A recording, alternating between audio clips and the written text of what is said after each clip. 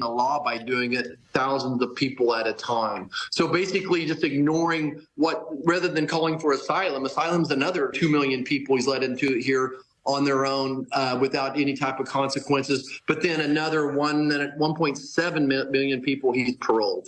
Senator, I want to move on to the COVID issue, which is obviously not going away. The virus is still spreading. There are different variants all the time.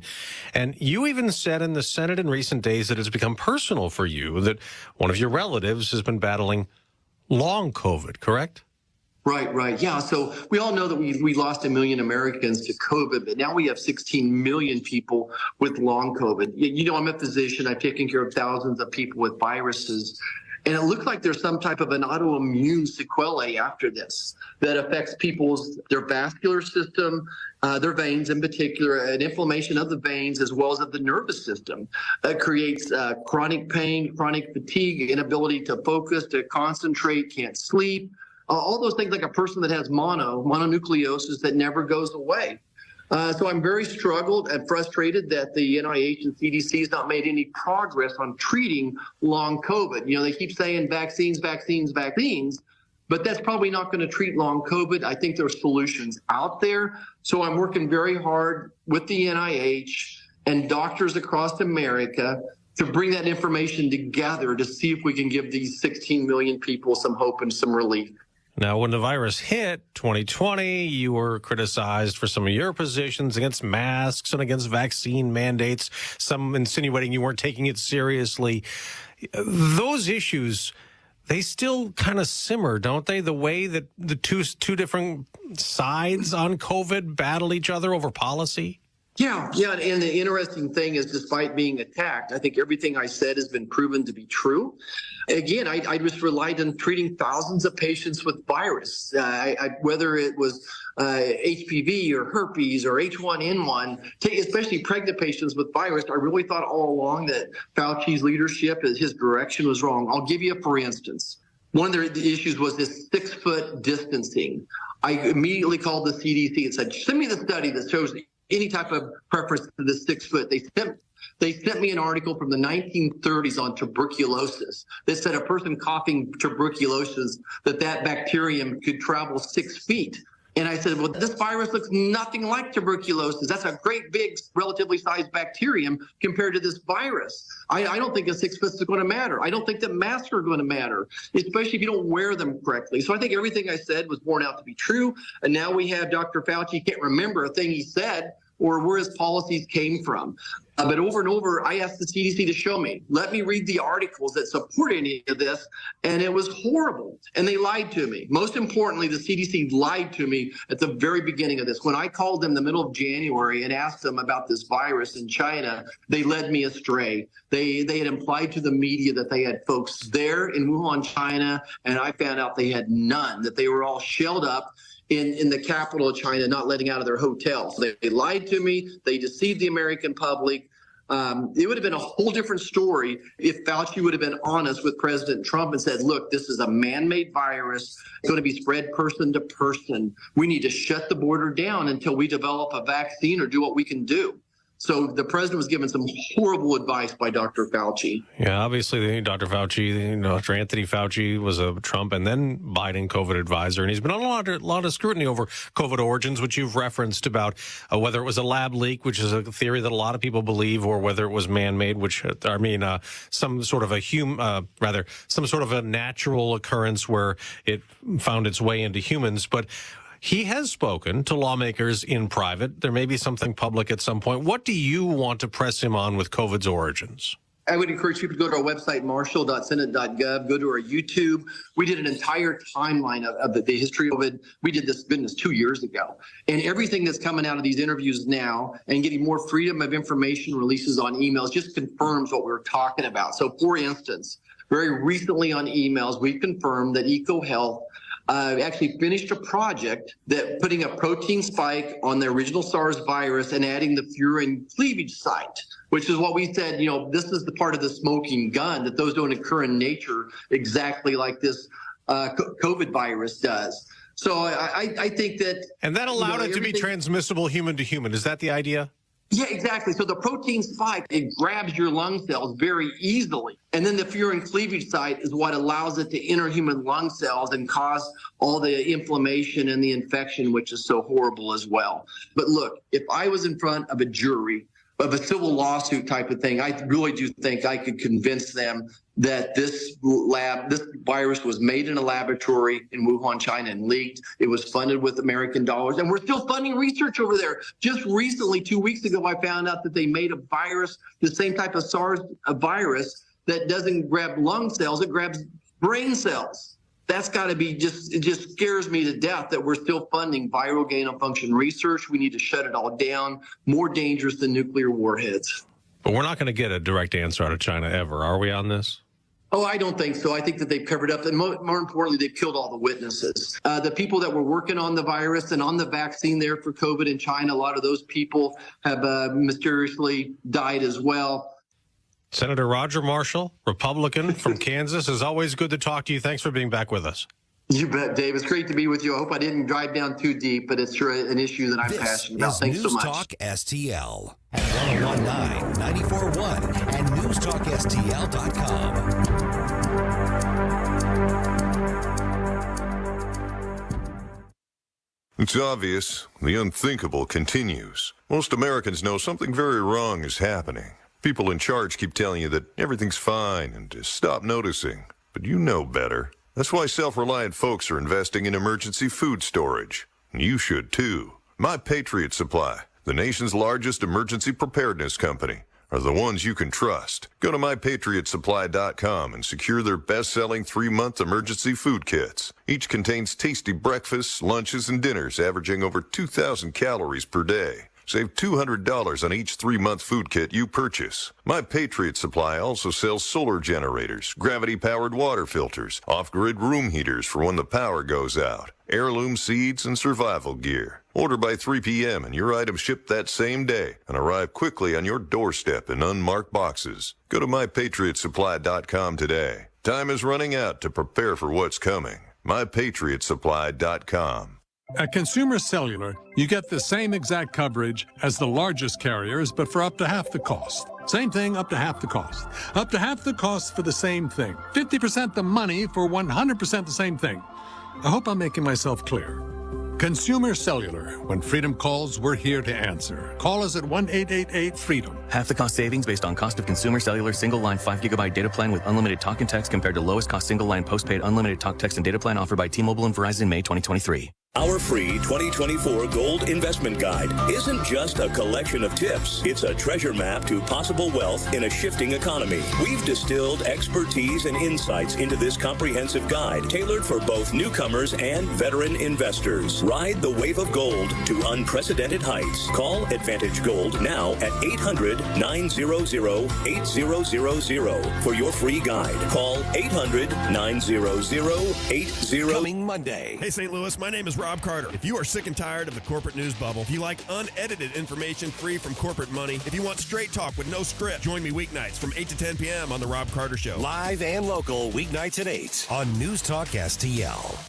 Is your retirement income at risk if you or your spouse needs nursing home or in-home care? Hi, I'm Eric Robert, Director of Investments with the ClearPath Wealth Management Group at Stifel and host of On the Money, Saturday mornings at 9 on News Talk STL 1019. The cost of long-term care is one of the biggest risks in retirement planning. For many retirees, a single nursing home stay can cause a significant reduction in assets that can permanently reduce your retirement income. Fortunately, there are affordable and flexible options available today that can help you manage the cost of long-term care. Our team can help you address the risks relevant to your retirement, including long-term care. To schedule your free retirement plan consultation, go to clearpathinvesting.com. That's clearpathinvesting.com, or call us at 636-695-2650. That's clearpathinvesting.com or 636-695-2650. Stifel Nicholas and Company Incorporated, member SIPC and NYSE. The Vic Porcelli Show. The FAA promotes diversity over safety, wants to hire people with severe intellectual and psychiatric disabilities. Why don't they just hire blind people to be pilots? Well, I'd actually said that this is a cost-saving measure because if you hire a schizophrenic pilot, the co-pilot's in his head. You don't have to hire another guy. That is awesome. Doug Blair. This is your pilot. No, I'm the pilot. No, I'm the pilot. Don't listen to me. Vic Porcelli, live and local weekday mornings at 9 on News Talk STL. So we finally got the parts for the time machine. Classic Kicks Country is streaming now. Hear all your new country favorites from the 90s. Streaming as it happened in the 90s. Classic Kicks. Download the Classic Kicks app from the App Store. Online at ClassicKicks.com. Or enable the Classic Kicks skill on Alexa. 90s New Country streaming now. St. Louis's new choice for conservative talk. We will go on to easily beat whoever the hell they throw up there. There's an extremist movement that does not share the basic beliefs in our democracy. I think it's going to be a really nasty election. News, analysis, opinion. This administration is endangering the safety of every American. They have chaos at the border. They have chaos in the military. People are going woke. We have the greatest military in the world except for the top. 101.9 and 94.1 News Talk STL and newstalkstl.com. Oh my goodness! Now, they'll take on Christian McCaffrey and the top-seeded Niners. We win, we in, baby. We win, we in. Lions, Niners, the NFC Championship. Sunday at 6 Eastern on Fox.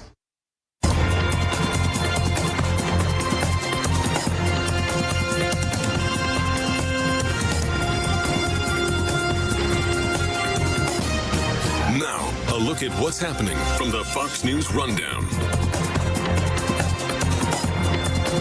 Good morning. It's Thursday, January 25th. This is the Fox News Rundown.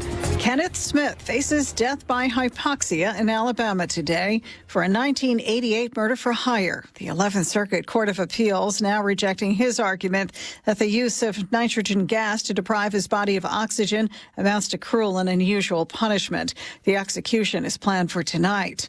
Former President Donald Trump's defamation damages trial set to resume in New York City after a two-day COVID-related delay. Former President Trump will return to the courtroom and is expected to testify in the defamation trial brought by former Elle magazine columnist E. Jean Carroll. Carroll is seeking at least $10 million in damages to her reputation over the former president's denials that he sexually assaulted her in the 1990s. He alleges she made up the incident to promote her memoir. A jury in a separate trial last year found him liable for sexual assault and defamation, awarding Carroll $5 million in damages. The defamation damages trial was delayed this week after the former president's lawyer was exposed to COVID-19 and a juror tested positive for the virus. Kristen Goodwin, Fox News. And President Biden heads back to the battleground state of Wisconsin to talk up his economic agenda. President Joe Biden travels to Superior, the far northwest corner of Wisconsin, typically a Democrat stronghold, where White House spokeswoman Karine Jean-Pierre says the president will tell voters that things are getting better. He's going to continue to talk about investing in America, what he's doing to make Americans' lives a little bit more easier, right? Giving them a little bit more breathing room, talk about Bidenomics. Democrats investing heavily in Wisconsin in a third announced visit to the battleground state for President Biden or a top administration official this week. Though a state, according to a Marquette University law poll in which over 70% of voters are pessimistic about the economy. Jeff Manasso, Fox News. I'm Sue Guzman on the Fox News Rundown. This is the Fox News Rundown.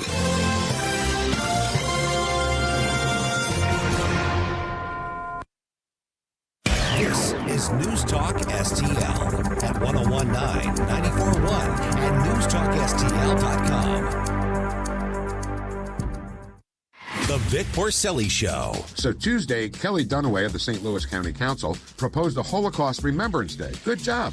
I think Karen Catalina might like to hear that too. That's Thursday at 9:05. Weekday mornings at 9 on News Talk STL. It's a new year, so come check out the great financing offers going on now at Seavers JCB.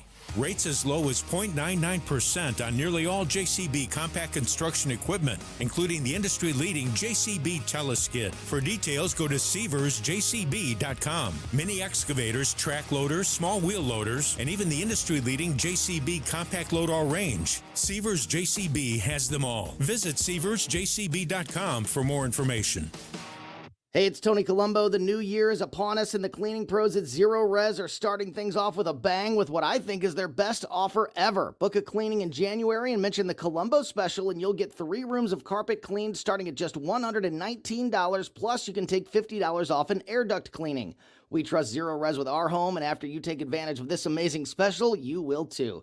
Just remember to mention the Colombo special when you call 314-474-2020 or book online at ZeroResSTL.com. I'm Dr. TJ, owner of the Institute of Natural Health, co-owner of Optimal Nutraceuticals, and the host of Wellness 101. Wellness 101 is designed to cut through the nonsense and provide you common sense, science-based information regarding health and wellness. On the show, we discuss topics like thyroid health, gut health, hormone optimization, and many others. Our show airs Saturdays at 10 a.m. and 2 p.m. and Sundays at 11 a.m. and 3 p.m. right here on News Talk STL. For more information, visit us at INHSTL.com. That's INHSTL.com. Do you owe the IRS $10,000 or more in back taxes? Are you being audited or investigated? Has the IRS sent you a letter demanding payment? You may not owe what they claim. Make this free call to the tax doctor now. Let them negotiate with the IRS on your behalf. 800-240-4586. 800-240-4586. That's 800-240-4586. The O'Reilly Update, brought to you by Seavers JCB. Visit them at their St. Peter's location. Bill O'Reilly here, and I'm warming up. Stand by for the O'Reilly Update Morning Edition.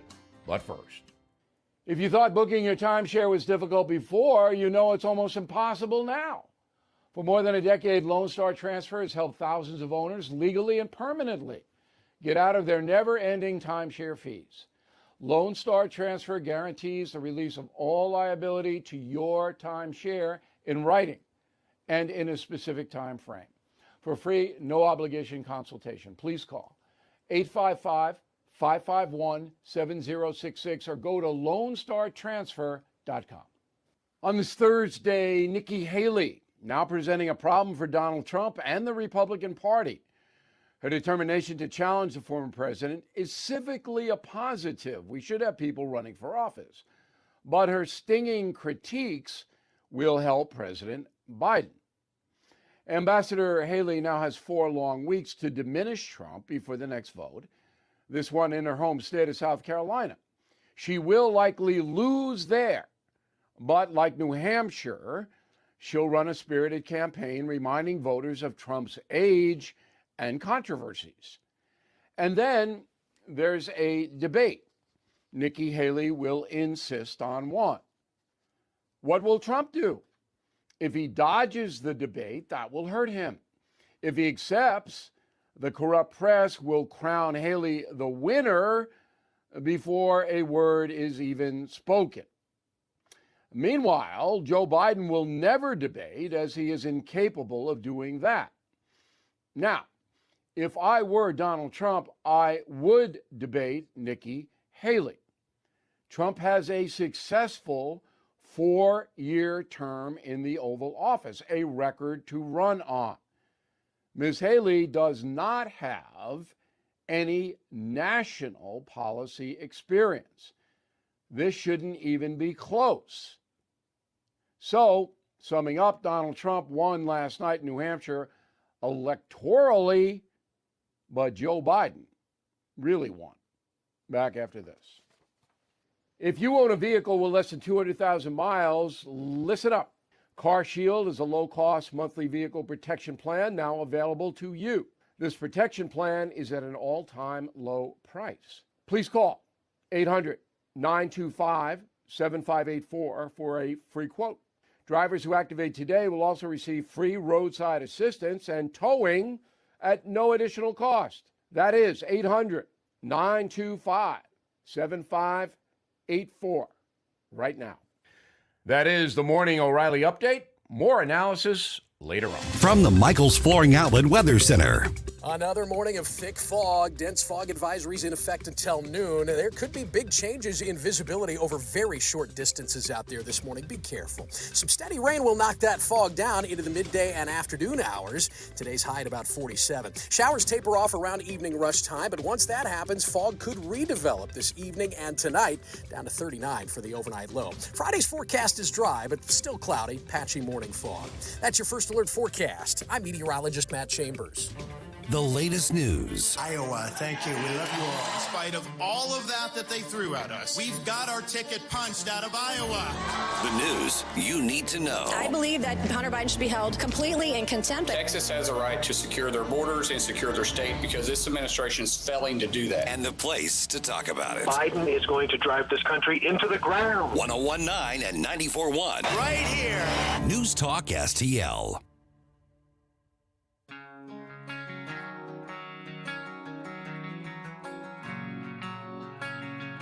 Follow us on Rumble at News Talk STL. Let's get the day started right. This is Mike Ferguson in the morning on News Talk STL.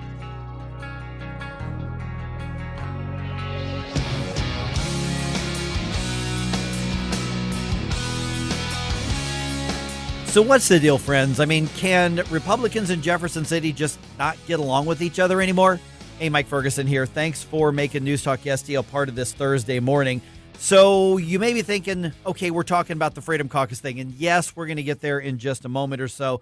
But also there's a spat between the state auditor and the Secretary of State in Missouri. State auditor critical of Secretary of State Jay Ashcroft. And you know what? The secretary says, no, that's not right. Here's why I made these decisions regarding voter registrations and voter rolls. And well, Jay Ashcroft is going to be with us right around 6:35 to explain why he made some decisions regarding an voting system and a voter registration tracking system that he took Missouri out of. So we'll do that, like I said, in just under 1 hour.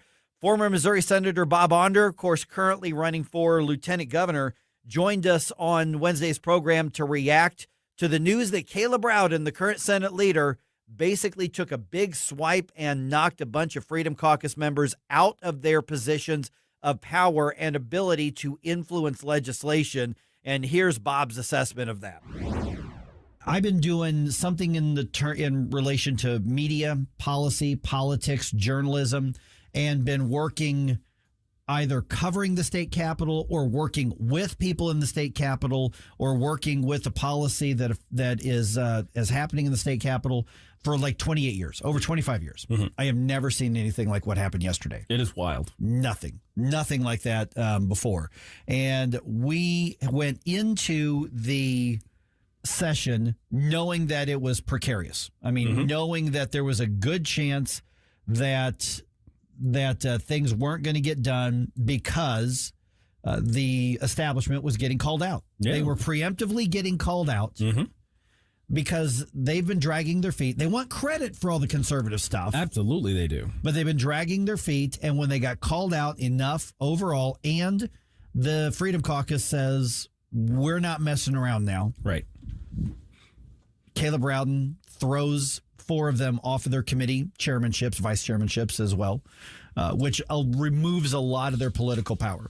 And then, of course, the pettiness of like, now you have to park way out there instead of early on. We're joined now by Bob Onder, former state senator.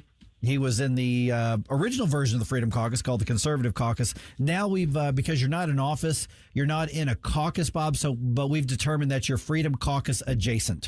Fair enough? I sure am. Good morning, guys. Yes, they call me a member emeritus, which, coming from the medical school background, your professors emeritus were always about 93 years old. So I'm not sure that's a compliment, but that's what I am. Okay, respond to something Caleb Rowden said yesterday, Bob. Here's part of his press conference. The Chaos Caucus has chosen to use the Missouri Senate as a place to try and salvage their languishing statewide campaigns and intentionally destroy the institution in an effort to claim that the game is rigged against them. All right, the floor is yours, Bob. Where do I start? Well, the reason the Freedom Caucus, previously the Conservative Caucus organized in the first place, is to advance the conservative agenda, realizing that many times the leadership, the swamp, and no one more epitomizes left of center Republican leadership and the swamp than Caleb Rowden, was not sympathetic to the conservative agenda that Missourians sent us to Jeff City to accomplish. We organized back in January of 2019, and we fought. And I'll tell you, all of the conservative, not one or two, but all of the conservative reforms that have actually happened in the last, several years are because of the direct action, the efforts, sometimes the really hard fights that the Conservative Caucus has waged. For instance, in 2019, Caleb Rowden and Dave Schatz had no intention whatsoever of passing a pro-life bill, which came to be known as the heartbeat bill, that protected all innocent human life in our state. So we leveraged an enormous pork barrel bill that was a priority of the Rhino establishment, and we held it hostage, and finally we agreed to sit down on that bill in return for getting the heartbeat bill. The Second Amendment Protection Act, external pressure from groups like the Missouri Firearms Coalition and the National Rifle Association, plus the exertions of the Conservative Caucus, now Congressman Eric Burless and others, are why we passed SAPA. Last year, it was external pressure plus Freedom Caucusers who forced the Rhino leadership of the Senate to accept the SAFE Act to protect our kids from the gender ideologues and protect women's sports. So what's happened is that Caleb doesn't want to pass anything conservative, and he's tired of Freedom Caucusers being effective. And most of all, he is most angry that Freedom Caucusers are calling out his left of center agenda. And he's especially angry at it because he's running statewide himself for Secretary of State against another Freedom Caucuser, Denny Hoskins. So the problem is not the Freedom Caucus. It is that Caleb Rowden and other rhinos in the Missouri Senate are defining themselves by opposition to conservative principle. Morning, Bob. Gabe here. Well, a lot of the people who are coming out on Rowden's side here are their argument is that the Freedom Caucusers are a little too rowdy. They came out too hot. They're causing disruption as opposed to advancing things. We even had a comment online about this. What on Facebook? What did that say? Yeah, Scooter had a comment that he was happy that Rowden actually made those moves and got rid of the dead enders and the nags. His words. His words. Yes. And I haven't heard nags in ages. So is there any merit to any of that? Did the Freedom Caucus come out a little too hot too early? Yeah, what did Spiro Agnew say? The nattering the bobs of negativity. Oh, yeah. Wow. That's some Greek wisdom right there. Yeah, there you go. So what happened last week is that the Freedom Caucus realized that all of the joint resolutions, and that's what the bill to fix our broken and left-wing group enabling initiative petition system, though all those bills had none of them had been referred. In other words, Caleb Rowden, as he has done the last several years, was planning on killing initiative petition reform. And it's probably no surprise because he's taken $200,000 from a pro-abortion PAC into his PAC. So he's basically bought off on the abortion issue. So he's enabling the pro-abortion initiative petitions to come to Missouri to change our Constitution and put abortion in our Constitution. And by the way, there are anti-gun groups who want to put gun control in our Constitution. Medicaid was expanded by a constitutional initiative petition. So they realized, okay, Caleb has no intention whatsoever of passing initiative petition reform. Tell you what, we're going to hold up the gubernatorial appointments on this happened on Thursday until initiative petition is passed out of this body. After all, Caleb says he wants to pass initiative petition reform. Let's hold him to it. Now, is that the usual, quote, process? Well, no, of course it's not. The usual process is exactly how Caleb Rowden kills legislation. And this happened to me when Dave Schatz was pro tem, Rowden's immediate predecessor. Dave Schatz, my last year in the Senate, referred every single one of my bills into two unfavorable committees where they would die. This is the game they play. And the reason it's coming to a head now is the Freedom Caucus is very effective at calling out. I mean, it's hard to even call them rhinos anymore, Republicans in name only. They're just Democrats. They're doing the progressive left agenda for what? Well, mostly to get money from the lobbyist swamp so they can run for statewide office, which is exactly what Caleb Rowden's doing right now. Hey, real quick, Bob, the removal of Bill and Rick and Andrew and Denny from committee chairmanships, talk about how that affects their influence and ability to write legislation, because that is significant. That's not symbolic. Yeah, that's not at all. Yeah. So now it's funny, though. Sometimes the pro tem, certainly this was the case with Schatz. It continues to be the case with Rowden. They don't always make common sense bill referrals.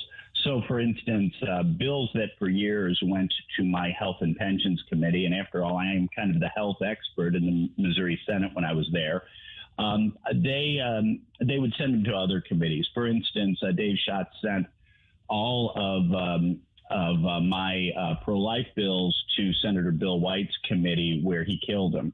But within a given area, I think I forget what all their assignments are, but basically Andrew Koenig chaired the Education Committee. All of the education reform bills went to his committee. So Andrew could advance good bills and, kill some of the Democrat bad bills that get filed every year in his committee. Losing a chairmanship is a really big deal. And also, his staff loses, we talked about the pettiness of taking away the parking spot. His staff budget will go down by $10,000. So Caleb Rowden is also cutting those four senators' employees' paychecks, too. Hey, Bob, Stal Ponticus here. Would you agree with me on this quick statement that Rowden pulled a Pelosi? He definitely pulled a Pelosi. Yeah, Pelosi in D.C., Pelosi was emblematic, but, so is Schumer, but the House Speaker has more power than Schumer. Pelosi was drunk with her own power. She thought she could get away with anything, and by and large, that was true. This is very Pelosi-like behavior on the part of Caleb Rowden.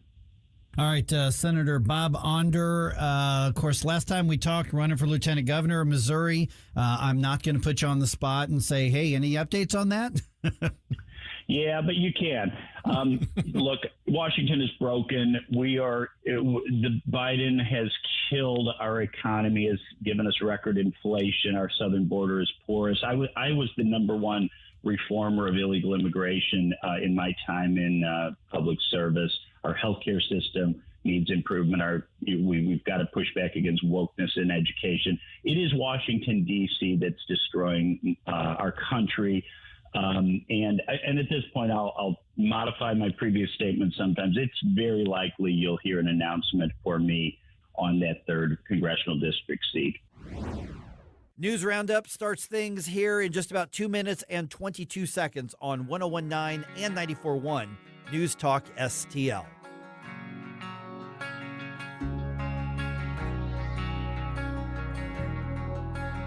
This is News Talk STL at 101.9, 94.1, 99.1 HD3 and newstalkstl.com. Mike Ferguson in the morning.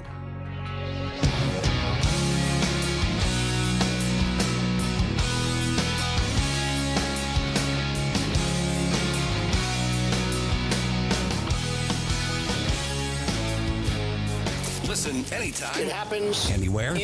Everywhere. Every day continues to bring more news. With the News Talk STL app. Keep St. Louis's home for conservative talk with you wherever you go. Download the News Talk STL app in the App Store or at newstalkstl.com. Is your family prepared for the financial burden of losing a loved one? Are you aware of the cost of a funeral? Benjamin Schaefer with Senior Memorial could help you qualify for lifetime permanent final expense insurance coverage with no medical exam required. Just answer a few health questions, and once accepted, your rates never increase. Do you have diabetes? High blood pressure? Have you had a heart attack? A stroke? No problem. Benjamin Schaefer with Senior Memorial can help protect your legacy. Call or text 314-866-8886. That's 314-866-8886. To learn more about permanent lifetime final expense insurance coverage. Benjamin Schaefer with Senior Memorial could help you qualify for immediate coverage by answering just a few health questions. Call or text 314-866-8886 or learn more at memorialplans.com. That's memorialplans.com. Policies underwritten by Senior Life Insurance Company, not available in all states. Tim Jones and Chris Arps in the afternoon. Hogan Gidley, what happened to the team at America First Policy in the last 24 hours? They deleted our account. They didn't even take the appeal. What? They deleted the account. Didn't say why. Didn't say it broke the rules of this, that, or the other. Oh. Have you ever noticed how those algorithm problems never hurt liberals? It's always us that get popped by those quote-unquote mistakes. Tim Jones and Chris Arps. Weekdays at 4 on News Talk STL. Get charged up on the truth. Power Punch with Larry Behrens. Everyone's talking about the $6 billion Joe Biden sent to Iran just about a month ago. As well they should be. But did you know he has opened up the money flow to Tehran for well over a year? He doesn't want to talk about it, but we will. Power Punch with Larry Behrens. Saturday afternoons at 4 on News Talk STL. Get more Power Punch at powerthefuture.com. This news update brought to you by Anton's Plumbing and HVAC. Call Anton's at 314-338-3941 or visit them at antonshvac.com. Hi, it's Dan Bongino here, and I'm proud to be on News Talk STL every weekday from 11 to 2. Right now, you're listening to Mike Ferguson in the morning.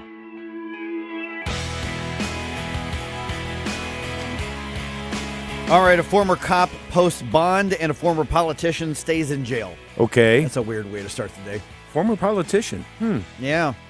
Okay. Here's the thing, though, is based on where he's from, once he gets out of jail, he'll probably be a future politician as well. Because that's just how the city rolls, people. All right, Missouri Secretary of State defending his decision to pull Missouri out of a voter database sharing agreement, because that didn't go over real well with another statewide official. So we're going to talk to Jay Ashcroft here in a little bit. And after killing businesses for a long time, Sam Page now says the government should do more to improve diversity numbers in one part of the private sector. Oh, the magic word, diversity. That's right, because when I think expert in developing businesses, I definitely think of Sam Page, who killed off hundreds of them needlessly. Mm-hmm. Yeah. All right, it is 5:52. I'm Mike Ferguson. Hey, good morning. I got Stel Ponticus here with me. And all right, let's dive into it here. You know, with all the political news that's happening, obviously a lot of the news that's happening around the area, we need to kind of take extra effort to keep up with what's happening in the Middle East. We have had some servicemen and women, service members, I don't know if they're men or women, who have been wounded recently because of some of these terrorist attacks from Iranian-backed groups. U.S. launching more strikes against Iran-backed militias in the Middle East as those attacks on our troops and ships in the region escalate. National Security Council spokesman John Kirby discussing the action. This was at a White House briefing. Initial reports that we're getting indicate that we had effective results on all three targets. 2 headquarters buildings and an intelligence facility were destroyed. I want to emphasize that these actions were taken in self-defense. Missile strike on Saturday actually wounded 4 U.S. personnel at an airbase in Iraq. There have been at least 150 attacks by Iran-backed militias on U.S. service members in the region since the start of the Israeli-Hamas war in October. 4 U.S. personnel wounded by Iranian-backed terrorists, and I didn't even know that until today, and I do this for a living. It seems as though the Middle East story has gone on to page 2 or page 3 temporarily. Yeah, it has. I mean, and that's part of the news cycle, but that's one of the reasons we need to just kind of keep it front and center to remember our people are getting attacked over there, and it is in part because we're standing with Israel, at least as much as Biden's going to have us do that. And we should stand with Israel, but we need to understand that this is part of the deal. So, all right, the former St. Louis County police officer who fired shots at a Kirkwood trunk or treat event in October is posted bond. Yeah. So his original $500,000 bond was reduced to $250,000. We talked about that, how none of us really were wild about that decision. Matthew McCullough then posted the 10% on Wednesday because it was made into what's called a 10% authorized bond, meaning you can post your 10% and get out. Here's the catch, though. The judge ordered McCullough to report to a psychiatric hospital and wear a GPS monitor while he's out on bond. So they're saying you can be bonded out, but you have to go right to the psychiatric hospital, and he's supposed to be monitored 24 hours a day. Okay, we'll see what happens. Yeah. So he's out of jail, but he's still monitored. I don't know. I guess that makes it better than normal, but, the idea that a guy who's clearly because there's no question he did it. That's not in question by anybody. It's he's clearly a dangerous person. So are we going to be safe if this is the situation that he's in? Okay, former St. Louis City alderman and current jailbird Jeffrey Boyd will remain in prison. Oh, Jeffrey. Yeah, remember him? Yeah. Yeah, so JB is still in custody of the state, or feds, I guess. This week, his request to have his sentence reduced was denied. Boyd is serving a 3-year sentence for taking bribes while in office. He was one of 3 city politicians to plead guilty to corruption charges recently. And the thing is that the way that St. Louis City rolls, unless he is legally not allowed to run for office again, the guy's probably going to end up in some influential political position on somebody's staff or running for something else. He's probably going to go right back to grifting off of politics. That was the scary thought we had about Kim Gardner, too. Yeah. Oh, there's nothing preventing her from running for office again. Yeah, you're right. Nothing at all. And she still has an active campaign account. And there is a chance she would win if she ran. I mean, that's how crazy it tends to be. I was actually just talking with Mary Teresa McLean from the St. Louis City Republicans yesterday, and they have so much momentum right now that people, I think, the people are still underestimating them, and I love it. I love that they're underestimating them. Yes, indeed. Oh, goodness. All right. The president of the United Auto Workers Union, Sean Fain, remember this little thug wannabe who said he wanted to fight with a congressman, but probably would run scared like a little girl if he actually had a chance to do that. He was talking tough, endorsing Joe Biden for re-election because of Joe Biden's support of the United Auto Workers when they decided to go on strike not too long ago. I'm proud to stand up here with your International Executive Board and announce that the UAW is endorsing Joe Biden for President of the United States. Okay, in the 7 o'clock hour here, Stell, I want to talk about this because this is just one example of some of these left-wing groups. And listen, I know there are good union workers who are conservative and listening right now. You're part of the News Talk family, but your union bosses are telling you that you have to support the far left, and that's pretty effective. So in 7 o'clock hour, I think we need to have a talk about this upcoming election because I think there's a lot of people on the right are saying, we got this. Nobody's going to reelect Joe Biden. Don't think that. And by the way, why does he sound like he's at a wrestling match? No, he's doing a wrestling promo. It's like Captain Lou Albano or something like that. Oh, geez. All right, the Blues making the most of the road trip so far. Man, yeah, they pick up an overtime win against Vancouver last night. Final score was 4-3. This was on way too late. I did not see any of this game. Today's a travel day. They are in Seattle to play the Kraken Friday night, and I report on that because it's fun to say Kraken on the radio. And that game's at 9 p.m., I believe, on Friday night. West Coast game. Yep, sure is. ESPN Plus, I think, has got that one, too. And Seattle's 20-18-9. Oh, okay. So not a bad record. No, not at all.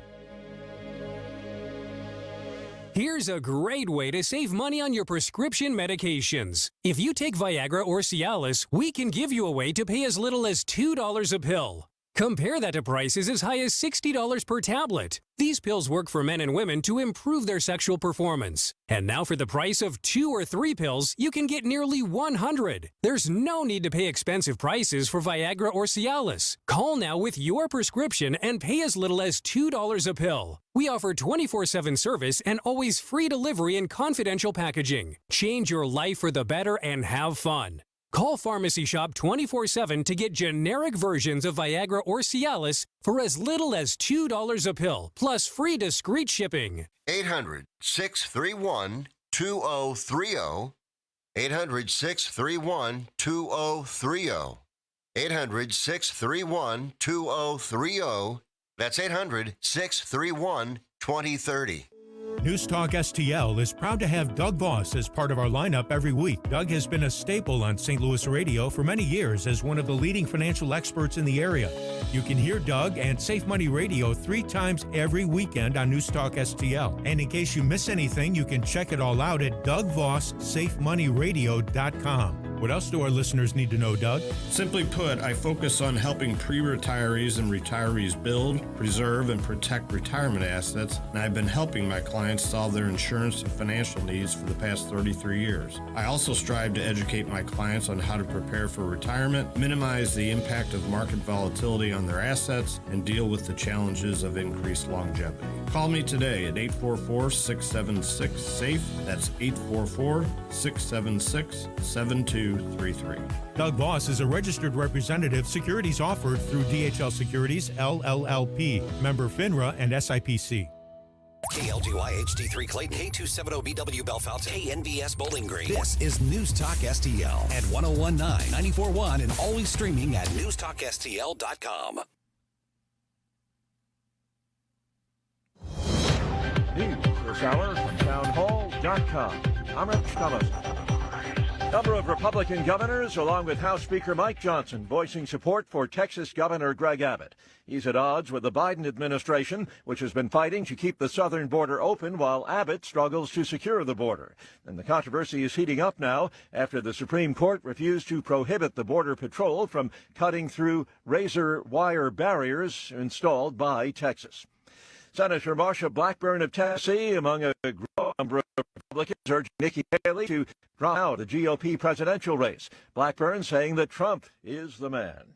He is going to be the nominee. We need to unify behind him. We need to focus on winning the Senate and House seats that are going to be necessary for him to have a majority to support his agenda. Blackburn speaking with the Salem Radio Network's Hugh Hewitt. President Biden has vetoed a Republican measure. It has to do with electric vehicle chargers. GOP Senator Marco Rubio sponsored the bill, saying that if taxpayer money is used to build EV charging stations, they should be made by Americans in America using American products. But the president blocked the measure because he wanted a waiver allowing some foreign-made content. The White House argued that the Republican plan would actually block Made in America requirements by reverting U.S. policy to a 1980s rule. White House correspondent Greg Clugston. In Ohio, the override is complete. The Republican-led state legislature successfully overriding Governor DeWine's veto of a bill that bans so-called gender-affirming care for minors, who include puberty blockers and hormone therapy. The law, which also says no boys on girls' sports teams, now it will take effect in about 3 months. On Wall Street this morning, Dow futures down 36 points. NASDAQ futures are up 21. More on these stories at townhall.com. Relief Factor, pain relief that's natural, pain relief that works, and pain relief that attacks the source of the pain. That's the experience of tens of thousands of Americans who are taking Relief Factor right now. See their incredible video endorsements at relieffactor.com and then order your 3-week quick starter pack for just $19.95. That's less than $1 a day. Find out if it can work for you like it works for me by ordering your 3-week quick starter pack today. relieffactor.com, relieffactor.com. Be the next success story. The Dinesh D'Souza podcast, now available on the Salem Podcast Network. For the left, it's generally you open a door, and then if you notice that no one is pushing back to shut the door, you go right through it, and then you kick in the next door. If we offer no resistance, our past will basically be nothing more than a series of leftist incidents designed to overcome our past. Subscribe to the Dinesh D'Souza podcast on Apple, Spotify, Google, YouTube, Rumble, or at SalemPodcastNetwork.com. From the Michaels Flooring Outlet Weather Center.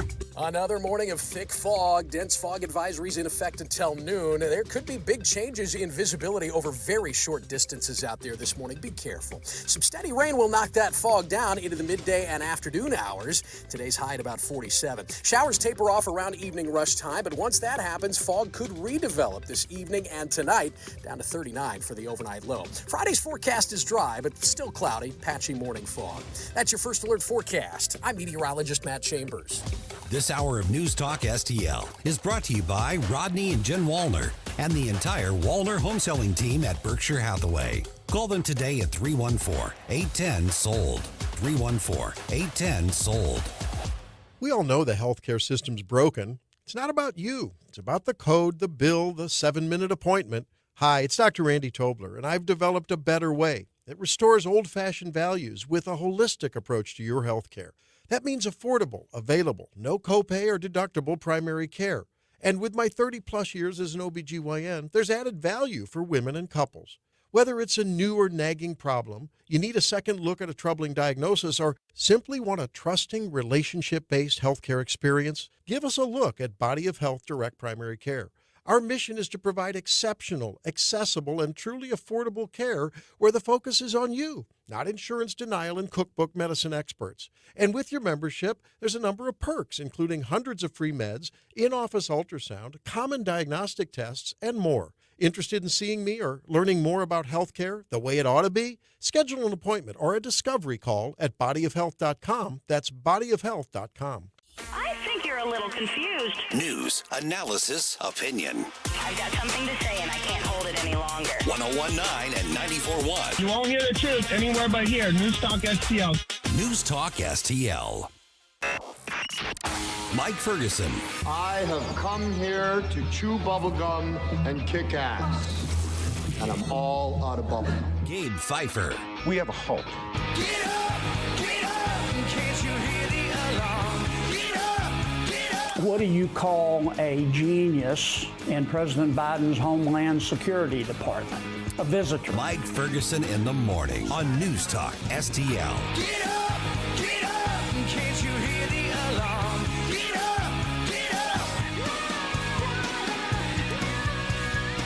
Hey, Gabe. Yes? You know who we should look to for direction when it comes to improving businesses in the area?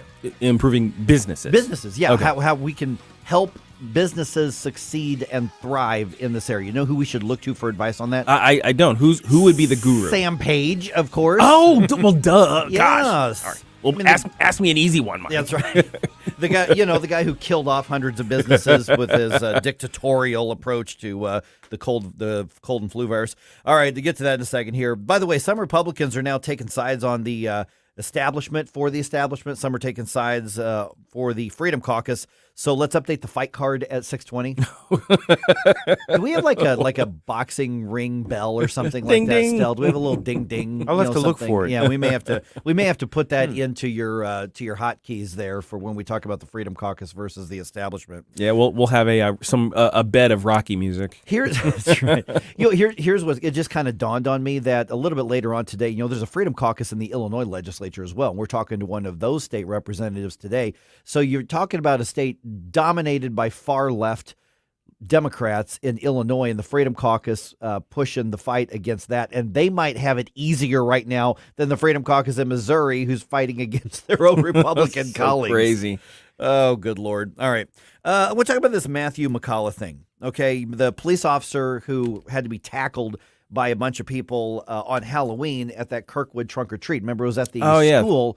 And you and Guys shooting in the air, around all the kids, and after threatening people, saying you're all going to die. You're all going to die. So I'm not a journalist anymore, and I'm not even sure if I were still a journalist if I were writing the story. I don't even say that he allegedly threatened or allegedly fired shot because everybody saw him do it. Everybody acknowledges that this happened. His defense is not that he didn't do it. You got the wrong guy. His defense is that you're crazy. Right. That he's crazy. Right. So you and I were lamenting a month or two ago that the judge reduced the bond in the case from $500,000 to $250,000. Right. He put it into the doable category by doing so. Right. And the judge, she made it a 10% authorized bond. Okay. Meaning that you can put $25,000 and bond out. Well, that's exactly what he did. Right.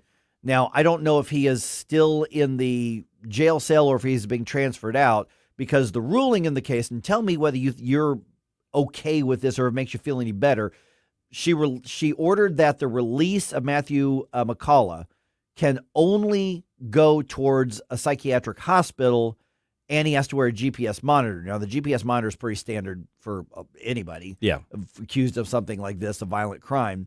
So clearly they still recognize the dude's dangerous. And they want to keep tabs on him. Right. But he has to stay in the like a residential psychiatric hospital under monitoring. Okay. Well, see, that's different. Like that's actually what I was suggesting that would have to happen.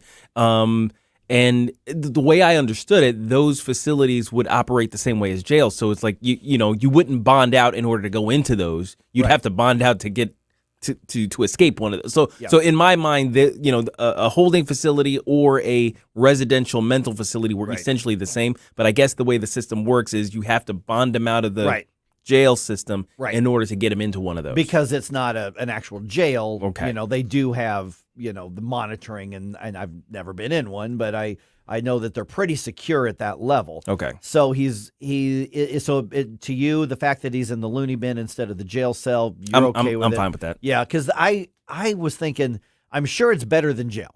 Yeah. More comfortable than jail. Sure. Food's going to be better. Going to have people to talk to. People being nice to you. You're not in jail.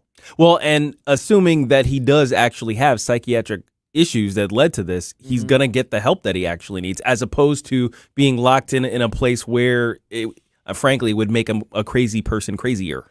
Yeah, I mean, he still threatened and fired shots at people. I mean, he still should be criminally convicted. Well, sure, yeah, there should be a criminal conviction. But I guess part of the problem is our system seems to make this distinction now between the criminally insane or the criminally mentally deficient and just outright criminals. Yeah. So you can't criminally convict if you want to get them into a psychiatric system. You know what I mean? Right. Like we've separated those, and I don't think we should have.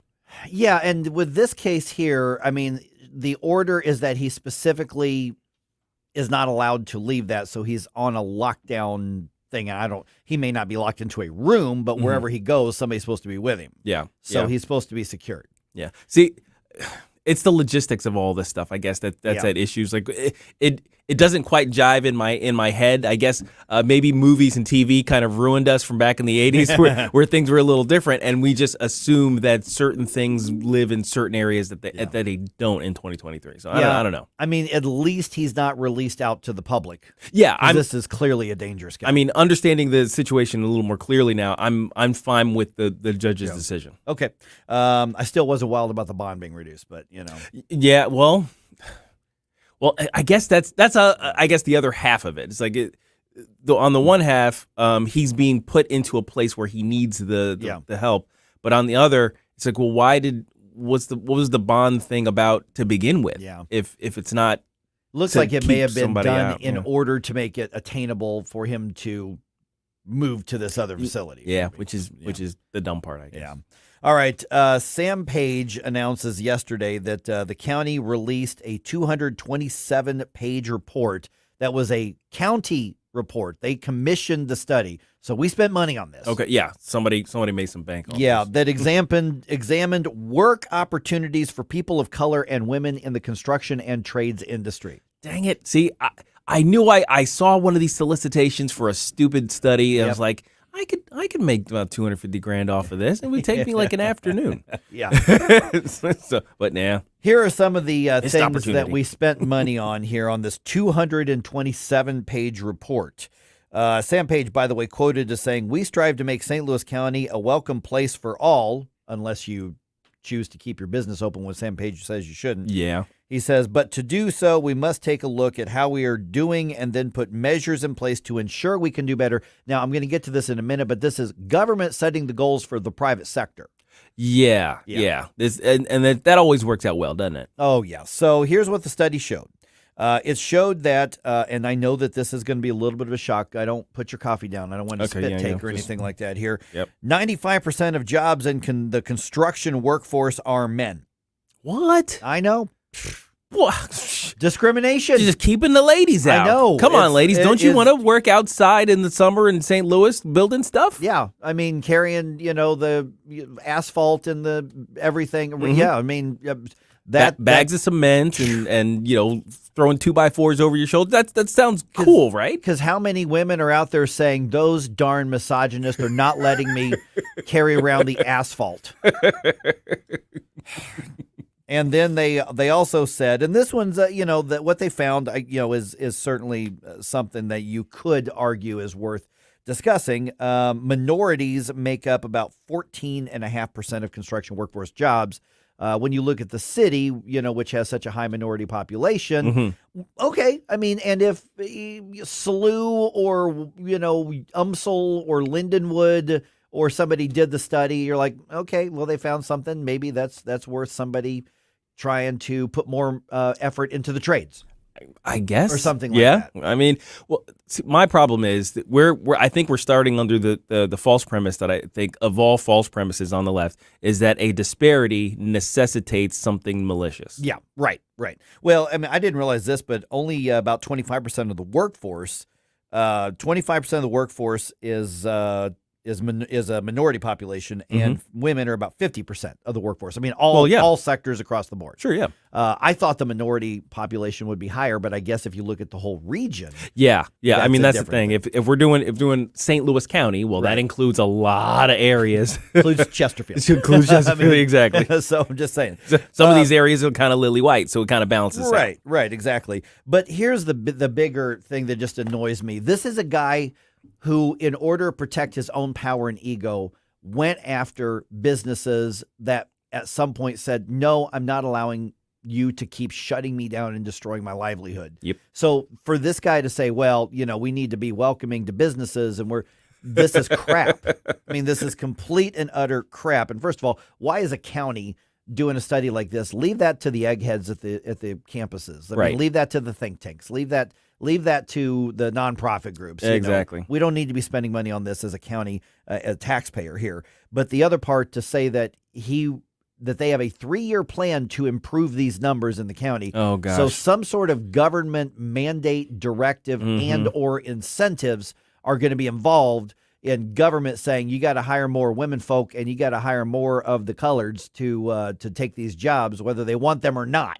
Yeah, that's where all of these things lead. That's why the premise of all premises on the left, like I just said, that disparity necessarily means something malicious. That's where it always leads. It leads to quotas. It leads to, because this malicious thing has created these numbers, we have to improve the numbers. Right. I mean, even built into the language is, then these numbers need to improve. The percentage of women in construction needs to improve.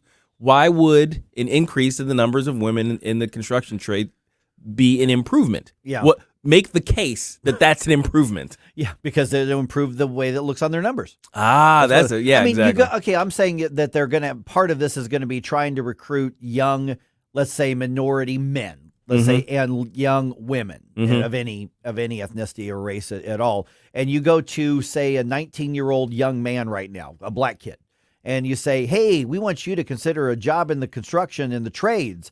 And you know what this kid's going to say, this 19-year-old black kid? You know what he's going to say? What? Probably what any other 19-year-old say. He's like, I want to make video games. I want to program stuff. I want to code stuff. Yeah. That's what he's going to say, because that's what that age group does, regardless of what you look like. They want to be involved in tech. Yeah, right. The young women, they're like, hey, we need you to be in construction and trades because our report doesn't look good. She's probably going to say, yeah, no, I think I'm going to go on to get a degree because there are more women in college and universities now than men. and she's saying, I'm going to go ahead and get my CPA or I'm going to get my law degree. Thank you very much. But I will trust you guys to get the dudes out there to build my new corner office. Yeah, see, the thing is, every time you look at these things, it becomes more and more clear. Because once the law became what it is, where you can't discriminate based on any of these factors, or you are open to lawsuit, the careers just kind of pan out, generally speaking, the way people want them to. Right. You choose which way you go. Now, there are instances where there is pressure, social pressure or what have you, either to discourage or encourage people to go one way or the other. But, that stuff, you can't mandate that stuff and measure it in numbers. If you believe in government, well, then government's got to fix the private sector here. Blues Nut calls this Sam Page DEI quota. Yeah, exactly. That's what it is. Yep. 314-912-1019. All right, the just days after Caleb Rowden decides to go after the Freedom Caucus, basically Republicans, conservatives are being told, pick a side. Which side of the Republican divide are you on? Are you with what Caleb Rowden calls the true Republicans or the establishment? And there are some conservatives who are feeling the pressure to pick that side, or the Freedom Caucus, which is a smaller number, which means the Freedom Caucus has got itself into a pretty precarious position right now when it comes to getting stuff done. So we'll talk about that just ahead here on 1019 94.1 News Talk STL.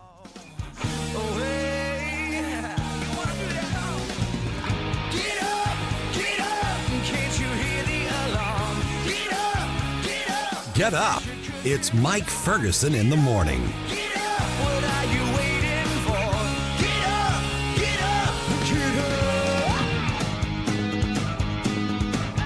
It may be cold outside, but one of the best ways to warm up this winter is with a visit to Johnny's Hideout in High Ridge, Missouri. Located 10 minutes from 270 in Gravois, Johnny's is the go-to St. Louis sports bar and grill experience, featuring over 30 big TVs, full bar, excellent, awesome food, featuring the famous Johnny Dow's chicken wings, live music with local musicians, and a huge game room. Johnny's Hideout opens 7 days a week for lunch and dinner. Check out the Speaker of the House table on your next visit. More information, jhideout.com. That's jhideout.com. Johnny's Hideout in High Ridge.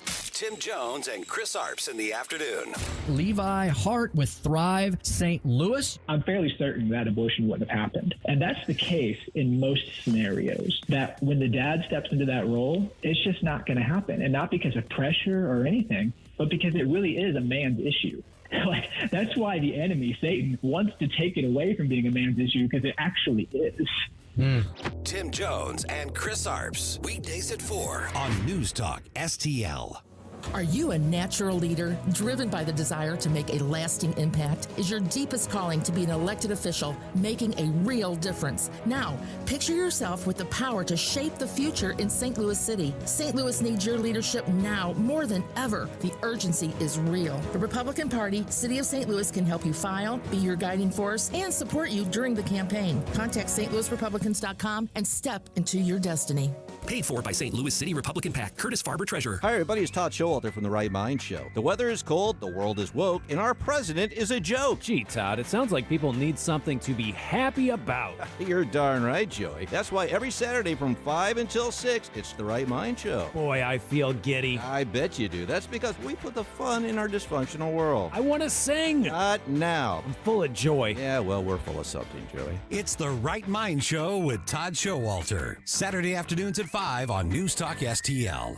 This hour of Mike Ferguson in the Morning is brought to you by Stifel. Request a portfolio review from your Stifel financial advisor at stifel.com. That's STIFEL.com.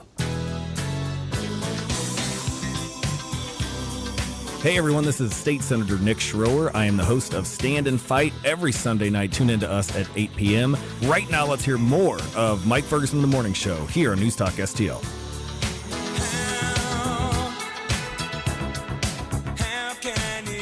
Hey, Still, are we going to do the retro bump music tomorrow? I think so. We'll do Flashback Friday. Flashback Friday. Oh, nice. There it is. All right, Loving you got a favorite 80s tune you want to hear for bump music? Send us a note. I'm watching Rumble. You can watch the other social medias. You can who you want them to email if they have an idea? Probably me, to be honest with you, but Any of the three of us. So our That's fine. emails are really easy. Yeah. Stel, S-T-E-L, Mike, obviously, and Gabe at newstalkstl.com. So about as easy as it gets. Had some fun with that yesterday. All right, Republicans in Missouri basically being asked to pick a side now, establishment or Freedom Caucus. Yeah. The sides of the little mini civil war, I guess, between the Missouri Republicans is heating up, and you gotta, I guess, you have to raise a banner of one or the other. Right, and that's unfortunate. Yeah. But that's where we are right now. By the way, the Republican versus Republican disagreements not just happening in the legislature. Missouri State Auditor is arguing there is room for improvement with the Secretary of State. So we got a little bit of Republican versus Republican conflict there, but at 6:35, Secretary Jay Ashcroft joins us with his response. He's like, hey, there's a good reason I did what I did. Here's what it is. So we'll talk to him about that. Okay. It is 6:23 right now. All right, the fallout continues. So here's where we are. Caleb Rowden now making the media rounds. So he's going to friendly media where the outlets like him and they're going to let him promote his argument that the Freedom Caucus should be stopped in their tracks because they're stopping us in our tracks. That's the argument that we're getting. Holly Rader was tweeting out a little bit earlier saying that the Freedom Caucus is who's shutting down the legislature, because they're not getting their way and all that kind of thing. And I've met Holly a few times. I like her personally. But in this particular case, the Freedom Caucus went full guns a-blazing right out the door. And again, we talked about this yesterday.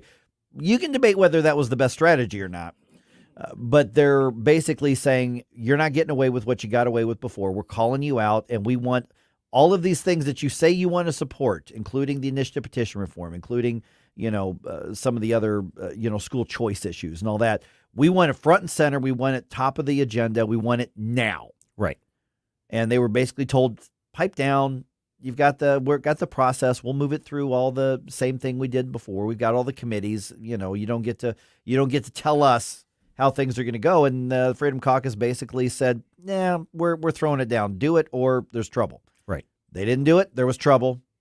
Caleb Rowden decides to try to take out everybody who he doesn't like. Right. Basically. So here's the thing: there are conservatives. Who are not lining up with the Freedom Caucus. Good conservative lawmakers. We're talking about people with records. Good voting records. Good voting records. They're the ones who are standing up for these various things.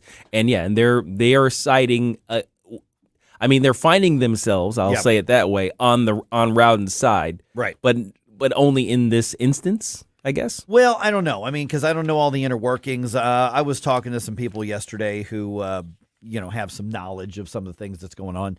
And, they said there's a lot of across the board, whether it's a liberal like Lincoln Huff or whether it is conservatives in the state Senate as well, who are saying stuff's not getting done, and they're pressuring Caleb Rowden. You better do something about this to clear this backlog, And he chose to do what he did, which was a massive. To say it was an overreaction isn't even beginning. It seemed like very much of a political nuke that just went off in the chambers. So, but that's not silencing a lot of people. The St. Charles County Republican Central Committee put out a statement. And again, here's something that I haven't seen before. And it says the SCCRCC, St. Charles County Republican Central Committee, stands in solidarity with the Missouri Freedom Caucus members, Rick Bratton, Bill Eigel, Denny Hoskins, and Andrew Koenig. We condemn the actions of Missouri Senate President Pro Tem Caleb Rowden and Senate Majority Leader Cindy O'Laughlin on the morning of January 23rd, 2024. The action taken to remove 4 Republican senators from their chairmanships of subcommittees, revoking their parking spots in Jefferson City, and refusal to hear conservative legislation on initiative petition reform is disgusting, embarrassing behavior that has no place in the Republican Party. So it goes on. It's a 4-paragraph statement. You can find more at stcharlesgop.com. St. Charles is the biggest Republican Central Committee in the state of Missouri. Yeah, I was going to say that they're the big dogs in terms of the party apparatus, right? Yeah. So that's beyond relevant. That is something that other Republicans are going to have to take notice of when the Reagan-Lincoln dinners are happening. St. Charles County is one of the leading ones. Right. So it's significant that they quickly stood up. They didn't. There's not really a call for unity in there. No, there's no equivocation either. Yeah, it is a matter of saying the establishment needs to start doing conservative stuff. Yeah. And the establishment is arguing, Gabe, they are doing conservative stuff. They're trying, but these darn Freedom Caucus people just want to trash the place because they're not getting their first bills at the top of the list. Yeah, I mean, I suppose there's an argument on the Rowden side, and I'm actually struggling to see it. I'm struggling to see the Rowden side of this, just because his history does not portend one that lends itself to actually doing and leading in these the conservative issues in the Senate. So his complaints that we'll get there, is essentially is what he's his argument is, we'll get there, so stop obstructing what I'm doing right now. Seems that, I mean, it falls on deaf ears, at least as far as I'm concerned. Well, because the last 2 years we didn't get there when we should have. Right. So the Freedom Caucus, as I understand it from the couple of guys I've spoken with there in the Freedom Caucus, they're basically saying, why are we going to wait till the end of April to start pointing out all the same problems? Right, exactly. I mean, it's not as though they're coming to this blind and everything's new, and Caleb's just kind of getting his feet wet, and he's just kind of he's like, just give me a chance, let me get it.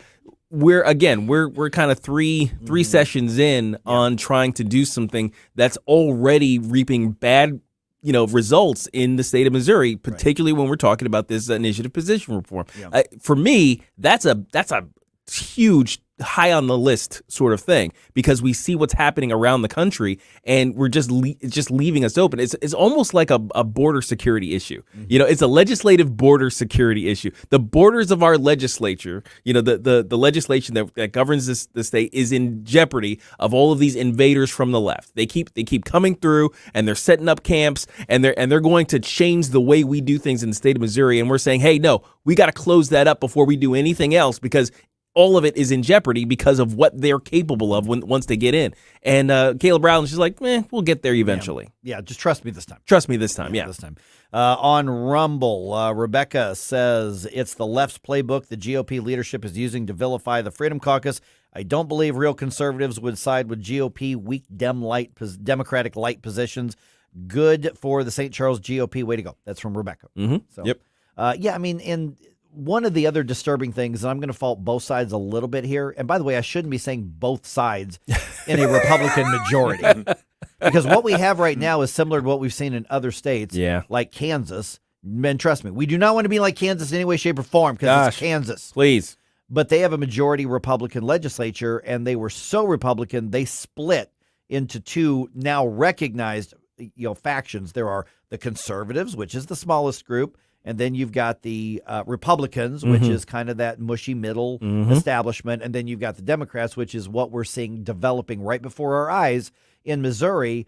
But by all accounts, and these are not the news articles I've read, the people that I am speaking to directly saying, tell me what's going on, is that nobody is going into somebody else's office and grabbing a cup of coffee or a beer or whatever, and nobody is sitting down saying, we got to figure this out so that we can get this stuff done. But neither side is doing that. There's a war by press release right now, and that's where we have deteriorated to. It's a bad place to be. Right, and you've got good conservatives who are torn because they want their stuff done, and they want to move it forward, and they're afraid right now of the guy who just cut the head off of the Freedom Caucus, or so he thinks.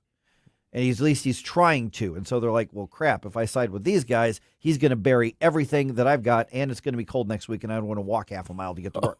Oh, man. Yeah, see, this is the type of stuff that really just... It's so disheartening, because even when we get our electoral victories, even when we get the levers of power, and they're all in the hands of the red guys, right? Everybody on our team has control of the field. We can't get anything done because we're too busy fighting one another. And did you notice Caleb Rowden really started getting really let's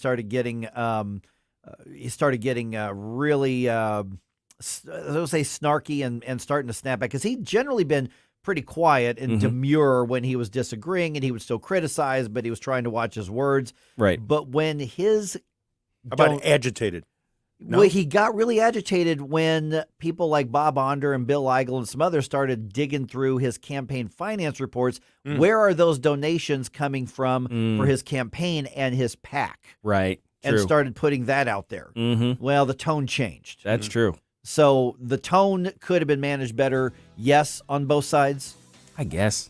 But the fact that this is how it's gone, you can't put all this on the Freedom Caucus.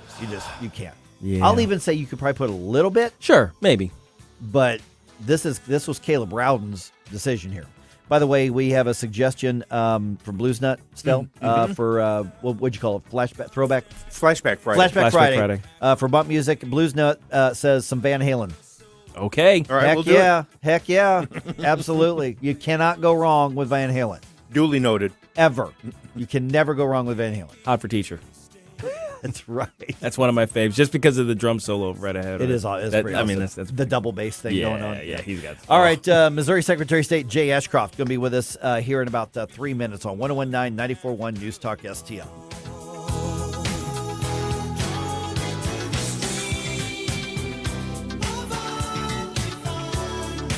We give you news, analysis, opinion, and more.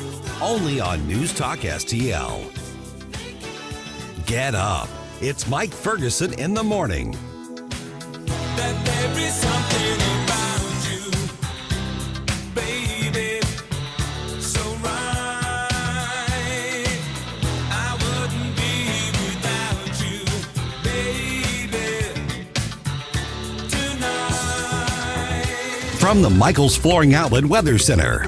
Another morning of thick fog, dense fog advisories in effect until noon. There could be big changes in visibility over very short distances out there this morning. Be careful. Some steady rain will knock that fog down into the midday and afternoon hours. Today's high at about 47. Showers taper off around evening rush time, but once that happens, fog could redevelop this evening and tonight, down to 39 for the overnight low. Friday's forecast is dry, but still cloudy, patchy morning fog.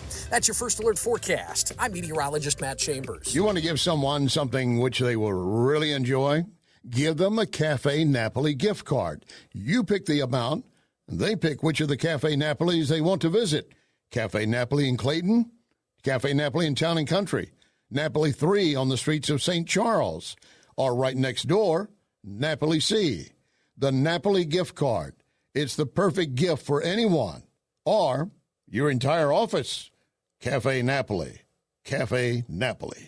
Tony Colombo here, reminding you to visit my friends at Bluff City Outdoors in Alton before your next trip into the great outdoors. For decades, Bluff City Outdoors has covered all the needs for area fishermen, and they'll always have all the best bait, tackle, and gear for your next trip on the water. And now they cover all your bow hunting needs, including their state-of-the-art indoor archery range and techno hunt system, open every day for you to come shoot, or you can join a league. Follow Bluff City Outdoors on Facebook and learn more at bluffcityoutdoors.com.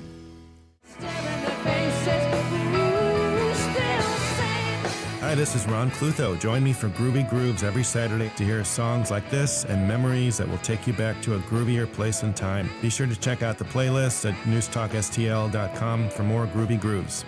And now for something completely different. Groovy Grooves with Ron Clutho, Saturday nights at 10 on News Talk STL. On the next Larry Connors, USA. Congressman Jim Jordan wants more information about where all of these illegals had gone, especially if they might be criminal or gang members. Larry Connors, USA. Now, weeknights 6 until 8 on News Talk STL. Bill O'Reilly here. Check out the O'Reilly Update this afternoon at 3:45. Right now, it's back to Mike Ferguson in the morning on News Talk STL.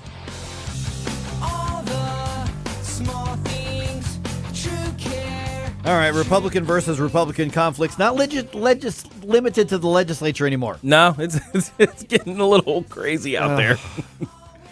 Is this real? I have to check on this. All right. We'll talk about it in a second. Very public disagreement between two of our statewide officials now. I don't think it's to the level of Bill Eigel versus, Caleb Rowden or anything like that. Or certainly not, hey, let's have a duel, which apparently somebody filed some legislation to make that legal again. I'm checking on this to make sure. Good God. What is this? All right, still ahead here. Can you smell what The Rock is campaigning for? Oh, I'll boy. explain at 6:50. Here we go. It is 6:37. Listen, this is serious stuff. I'm not saying it's not serious, but at some point you throw your hands up and you're like, come on. Oh, jeez. All right, joined now by Missouri Secretary of State Jay Ashcroft. And Jay, great to talk to you again. Let me start with a criticism that you received from our state audit. Basically, a lot of it was centered around what we know as the ERIC system. And we're going to have to explain what that is here in a second. But the auditor took some issue with your decision to pull Missouri out of that system. Now, the system itself, and you're going to be able to explain this much better than I can, essentially is pitched to us as a way for states to compare data to make sure that we don't have people dual enrolled and voting in multiple places at one time. So why did we get into it in the first place? And then what made you change your mind and say, let's get out of it? Well, good morning. Thanks for having me. And you're right. It was touted as a system that would help us to clean our voter rolls, that would help us to go after people that were potentially voting in multiple states at the same time. And that's the sort of thing we should want to do to make sure our voter rolls are clean and to make sure it's hard to cheat. It's hard to vote in multiple elections at the same time. Unfortunately, it was, I would say, a classic bait and switch. They promised a lot, and they didn't follow through on it. There were numerous problems with it. I left ERIC a year ago, had a detailed letter on exactly why I left. It wasn't just me. When I left, West Virginia and Florida followed my lead. Ohio and Iowa followed a week later. Subsequently, Texas and Virginia have also left. I believe 9 Republican states have left in about the last year and a half. Clearly, this is an organization that was not doing its job, and multiple states have said, we're not going to spend our taxpayer dollars if they're not getting the right rate of return that they should get. It wasn't doing the job it should, so I left. For some reason, the Secretary of State's office was unhappy that I did that. They exceeded their constitutional authority. They have the constitutional authority to look at expenditures and revenues of public funds. The fact that I was not spending it is not an expenditure. It's the very opposite of an expenditure. And it just shows the overreach of government run amok, where politicians are looking for headlines instead of doing their job. Is there an alternative to the ERIC system that can help keep those voter rolls as clean as possible, whether it's double voter registrations or people who've died or people who've just moved somewhere else? Is there a better system to do it, or is this just going to be a matter of the states just have to manage it themselves? Well, the state has always had to manage it themselves. What the ERIC system did, or the ERIC consortium, was the ERIC consortium provided information to the state that the state then had to use to try to decide if the voter rolls were correct, if someone needed to be removed from the voter rolls, that sort of thing. We do that ourselves.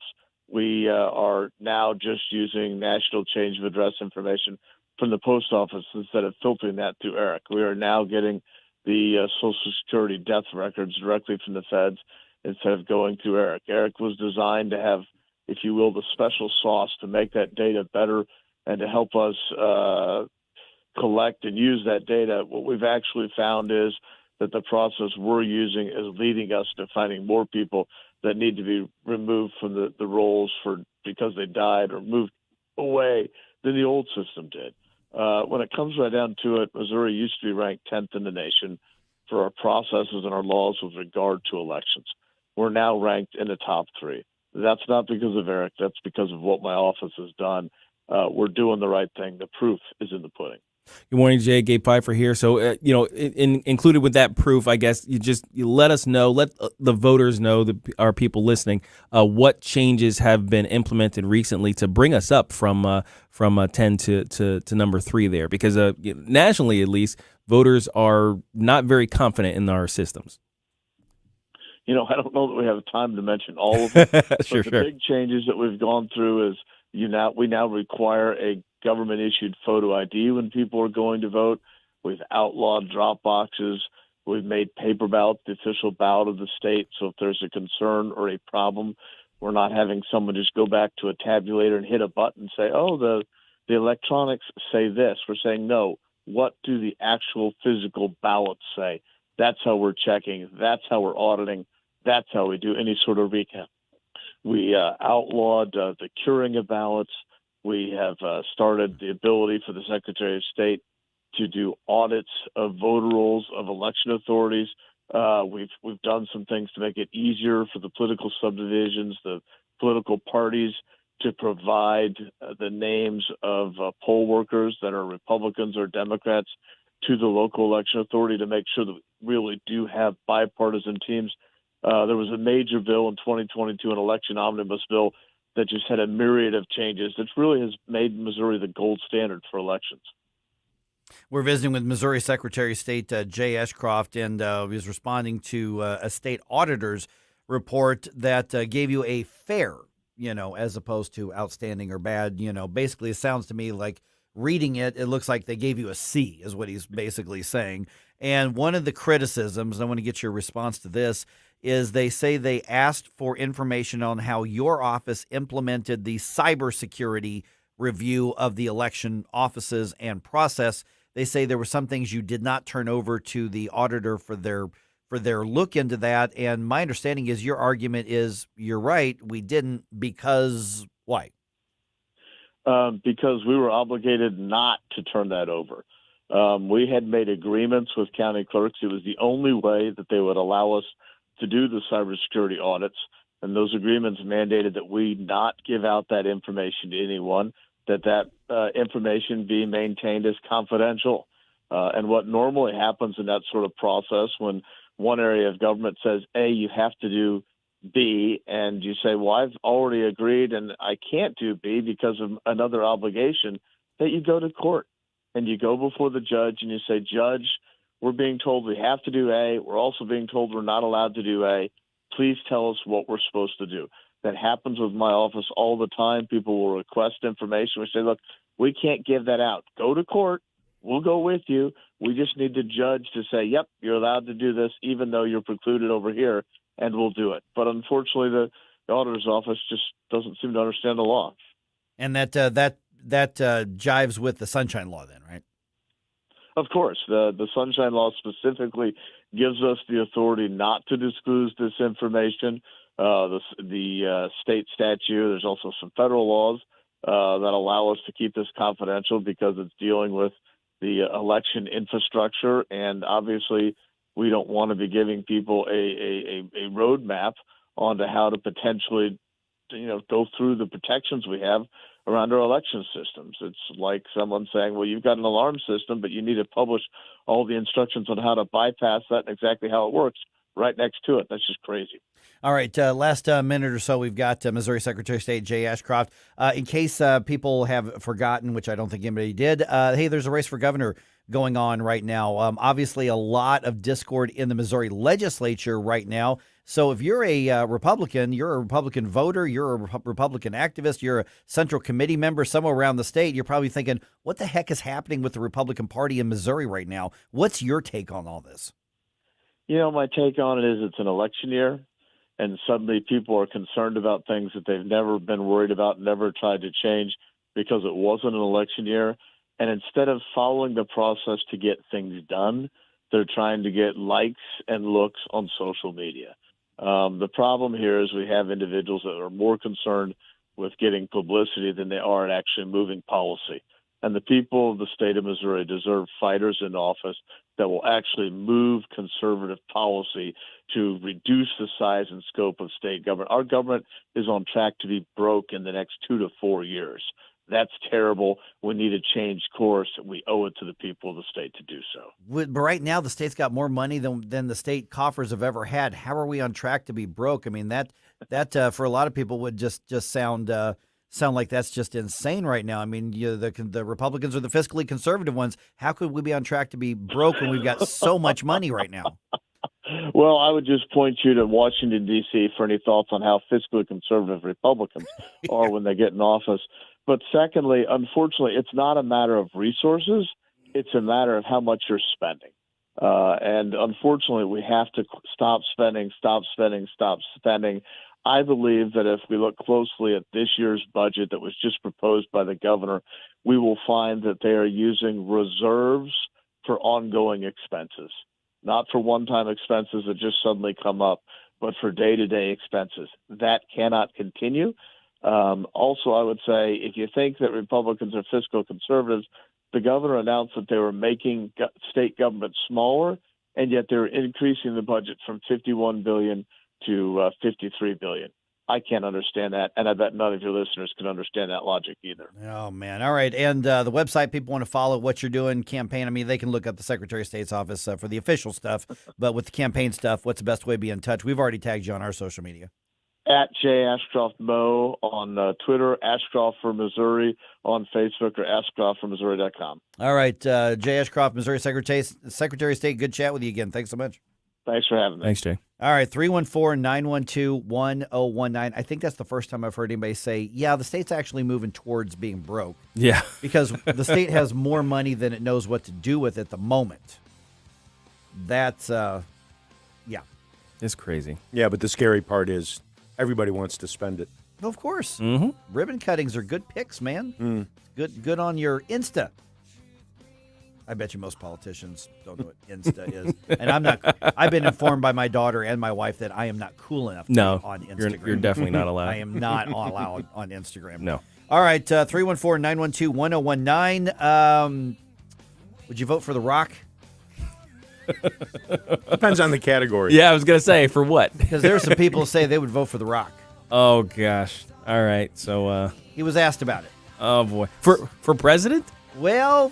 I'll tell you in about 2.5 minutes. All right. Here on 101.9 94.1 News Talk STL. Smell what he's cooking.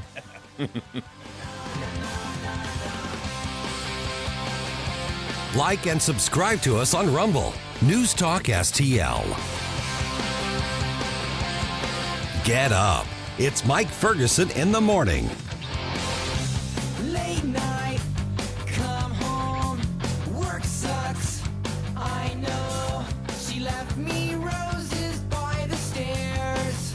101.9 and 94.1 News Talk STL. Live and local. Listen to what those local folks are telling you. News Talk STL. When you're approaching retirement, there are a lot of questions to answer. Do you have enough money to fund your income for life? How should you claim Social Security? And what's your plan for health care and long-term care? Hi, I'm Eric Robert, Director of Investments with the ClearPath Wealth Management Group at Stifel and host of On the Money Saturday mornings at 9 on News Talk STL 1019. Don't leave your retirement to chance. It's crucial to understand and address relevant risks before you retire. Our team can help you get organized, guide you through critical retirement decisions, and create an investment portfolio designed around your needs. To schedule your free retirement plan consultation, go to clearpathinvesting.com. That's clearpathinvesting.com. Or call us at 636-695-2650. That's clearpathinvesting.com or 636-695-2650. Stifel Nicholas and Company Incorporated, member SIPC and NYSE. This is a special alert to all Americans who own a vehicle with less than 200,000 miles with an auto warranty about to expire or with no warranty coverage at all. Due to a decline in the economy, CarShield is announcing a low-cost month-to-month vehicle protection plan that is now available to the public to save any driver out-of-pocket expenses on future auto repairs. Call now to find out how you can pay almost nothing for covered auto repairs. Yes, you heard that correctly. Pay almost nothing for covered auto repairs. An open phone line has been established for all drivers to call for a free quick quote. Call 800-266-9102 now. Drivers who are covered will not have to pay for covered repairs again. This protection plan is at an all-time low. Additionally, drivers who activate this vehicle protection today will also receive free roadside assistance, free towing, and car rental options at no additional cost. Call us for your free quick quote today.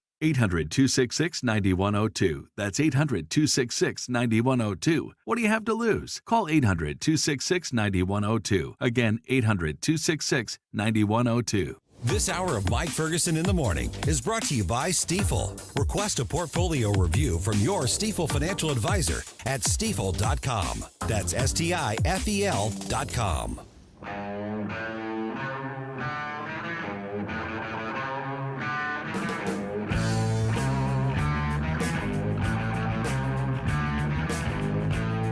Hey there, Tim Jones here. Make sure you join me and my buddy Chris Arps this afternoon from 4 until 6 p.m. right here on 101.9 94.1 News Talk STL. Right now, let's get back to more of Mike Ferguson in the morning.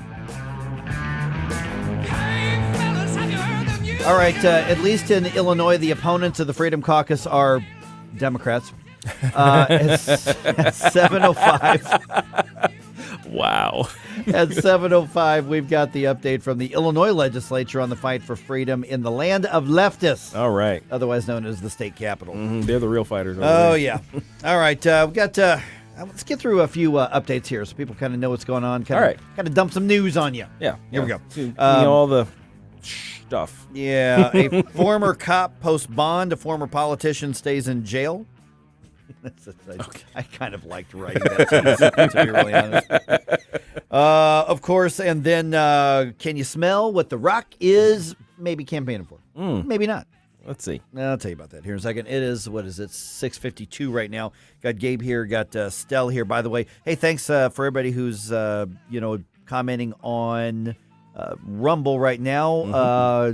Gabe and Stell are watching Facebook and X, Twitter, and everything and else. YouTube and all that. On YouTube, and I'm watching Rumble here, so we're seeing him.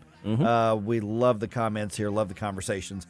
Okay, serious stuff, and Stell and I were kind of lamenting on this a little bit ago, Gabe, is that the military strikes in the Middle East are kind of getting pushed off the headlines. Yeah, we're not hearing about these anymore, are we? We've now had some U.S. personnel hurt. Really? By some of these attacks, right? Oh, boy. Yeah. Okay. So here's what's going on. U.S. launching more strikes against Iran-backed militias in the Middle East as attacks on our troops and on ships in the region are escalating. National Security Council spokesman John Kirby discussed the military action. He was at a White House press briefing. Initial reports that we're getting indicate that we had effective results on all 3 targets. 2 headquarters buildings and an intelligence facility were destroyed. I want to emphasize that these actions were taken in self-defense. Okay, so there was a strike on Saturday from Iranian-backed militants, which is another way of saying Islamic terrorists. Yeah. They wounded 4 U.S. personnel at an airbase in Iraq. Oh, man. Yeah, those attacks in Iraq have been escalating for a long time. So nobody killed, but we had 4 of our service members who were hurt. There have been 150-plus attacks by Iran-backed militias on U.S. service members in the region since Hamas attacked Israel. Yes. So this is more intense, I think, what a lot of people realize. And it sounds like the frequency of those attacks is increasing because the last time I heard, which wasn't that long ago, was 50. Yeah, So 150 now. It's 150 now. Yeah. Oh, man. Okay, let's see here. A former St. Louis County police officer who fired shots at a Kirkwood trunk or treat event in October posted bond. His original $500,000 bond was reduced to $250,000. We talked about that a month or 2 ago on this. And the judge allowed it to be what's called a 10% authorized bond. And Matthew McCullough posted that 10% on Wednesday. The judge has ordered McCullough to report to a psychiatric hospital and wear a GPS monitor while he's technically out on bond, but he's not allowed to leave the psychiatric hospital. Right, which is, I think, that's the best case scenario of somebody being let out on bond, for accused of what he's accused of. Well, I'll say having done what he did. Yeah, I mean, everybody saw it. Nobody's arguing that he didn't do it. No. His lawyer's not arguing. Even his defense is basically, he did it, but he crazed. Right. All right, former St. Louis City Alderman, current jailbird Jeffrey Boyd remaining in prison. So this week, his request to have his sentence reduced was denied. Boyd is serving a 3-year sentence for taking bribes while in office, and it looks like he's going to serve most or all of it. Jailbird JB. Yep, exactly. Oh, geez. All right. The United Auto Workers, they have made their not surprising endorsement. Here is their head thug, Sean Fain. I'm proud to stand up here with your International Executive Board and announce that the UAW is endorsing Joe Biden for President of the United States. Sorry, I meant President of the UAW. My mistake. Head thug? Yeah. That was more accurate. He was the one that was like saying, yeah, I'll fight you, Congressman. Yeah, that's right. And the Congressman wanted to all right, let's throw down. The guy's like, Yeah, because the Congressman's a UFC fighter. Right. And in this corner. Oh, jeez. Hey, if Nick Schroer gets his way with his little joke filing there, duels would be illegal, at least in Missouri. I've got to ask him about that. I'm going to send him a text that just says duels. Really? Duels? Yeah. Okay, how about this? And I have actually heard of this. People approaching Dwayne "The Rock" Johnson about getting into politics because that's what happens when somebody is famous. Right. Is we're like, Well, hey, will now. they make a yeah, exactly. Now, anyway. So he was on Will Kane's podcast and responded to that. I actually got approached by both parties. Both parties. One after the other. And I said then, as I say now, I'm honored. Thank you. Most important thing I'm doing now is being a daddy to my little girls. Okay, I think we all agree that The Rock's a pretty cool dude. Mm-hmm. Yeah. Right, we all agree with that. Generally speaking, yeah. Yeah. Do we have any clue whether he's conservative or liberal or leftist or rightist? Or do we have any idea at all? Or is it just he's a good-looking, great actor, action hero, multiple-time world wrestling champion? Do we know of any other qualifications? I don't think so. Although he's probably thinking, hey, if Steve Garvey can get in, maybe I can get in. Yeah, Steve. I was going to use a quote, a soundbite from Steve Garvey, but it was so laden with baseball cliches. Even I went, "Oh, come on, dude!" And he's not going to win anyway. No.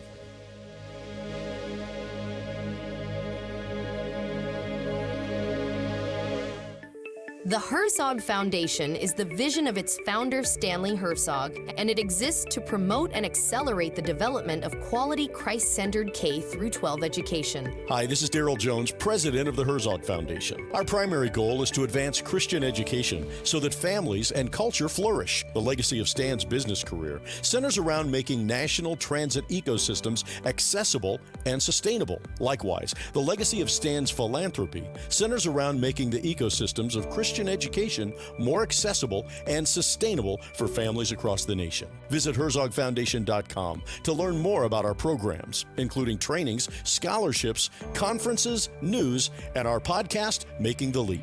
Visit HerzogFoundation.com to learn more and sign up for The Lion, an initiative of the Herzog Foundation that carries articles covering a wide range of issues facing American families and culture.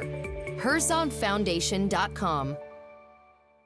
Hey guys, Columbo here, reminding you that if you belong to an organization like a school or a church, or your kids are part of a group or a sports team that needs to raise money, there's no better way to do so than with a TJ's Pizza fundraiser. TJ's Pizza has been helping local organizations raise money for over 30 years to the tune of tens of millions of dollars. A local company helping local people, and there's lots of different ways TJ's can help you raise big money fast. Get started now at tjspizza.com. Get charged up on the truth. Power Punch with Larry Behrens. Everyone's talking about the $6 billion Joe Biden sent to Iran just about a month ago. As well they should be. But did you know he has opened up the money flow to Tehran for well over a year? He doesn't want to talk about it, but we will. Power Punch with Larry Behrens. Saturday afternoons at 4 on News Talk STL. Get more Power Punch at powerthefuture.com. KLGY HD3 Clayton, K270BW Bellefonte, KNBS Bowling Green. This is News Talk STL at 1019, 94.1, and always streaming at newstalkstl.com. News this hour from townhall.com. I'm Rich Thomason. On the heels of his big win in the New Hampshire primary, former President Trump is due back in a New York courtroom today. His civil defamation trial, he's being sued for $5 million, is set to resume. And Mr. Trump is expected to testify. A juror's illness had forced postponement of the proceedings for several days this week. Maine's top court is not weighing in on whether Mr. Trump can stay on the state's ballot. That keeps intact a judge's decision that the U.S. Supreme Court must first rule on a similar case in Colorado. Maine's Democratic Secretary of State, Shenna Bellows, had concluded that Trump did not meet ballot qualifications under the insurrection clause in the U.S. Constitution, but a judge put that decision on hold, pending the Supreme Court's decision on a similar case in Colorado. The U.S. Supreme Court is hearing arguments on the Colorado case on February 8th, and Maine already has begun mailing overseas ballots. Trump says Bellows is biased against him and should have recused herself. I'm Donna Warner. President Biden gets a big endorsement from Big Labor, the leadership of the 400,000-member United Auto Workers Union, officially backing the president. I'm proud you have my back. Let me just say I'm honored to have your back and you have mine. That's the deal. Refusing to back down in his drive to secure the southern border, Texas Governor Greg Abbott. He is accusing President Biden of refusing to enforce immigration laws and even violating those laws. The governor argues that the state has the constitutional authority to defend itself against what amounts to an invasion. On Wall Street this morning, stock futures are mixed. Dow futures are down 15 points. On the NASDAQ futures, 32 points higher. S&P futures are up 3. More on these stories at townhall.com.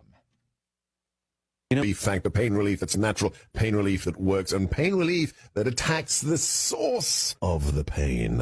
That's the experience of tens of thousands of Americans who are taking Relief Factor right now. See their incredible video endorsements at relieffactor.com and then order your 3-week quick starter pack for just $19.95. That's less than $1 a day. Find out if it can work for you like it works for me by ordering your 3-week quick starter pack today. Relieffactor.com, relieffactor.com. Be the next success story. Laura Trump provides a fresh and honest perspective on the issues that matter to you on The Right View podcast, now available on the Salem Podcast Network. The number of Americans, and I think this is part of the problem right now, the number of Americans getting their news from TikTok quadrupled in the past 3 years. It really kind of terrifies me for what is to come for this country. Subscribe to The Right View on Apple, Spotify, Google, YouTube, Rumble, or at SalemPodcastNetwork.com. From the Michaels Flooring Outlet Weather Center.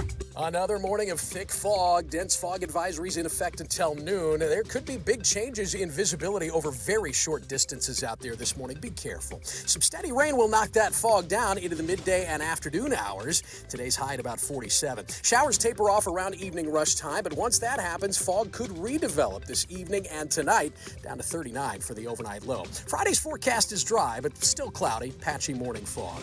That's your first alert forecast. I'm meteorologist Matt Chambers. This hour of News Talk STL is brought to you by Stifel, serving investors for over 130 years. Contact your Stifel financial advisor at stifel.com. That's STIFEL.com.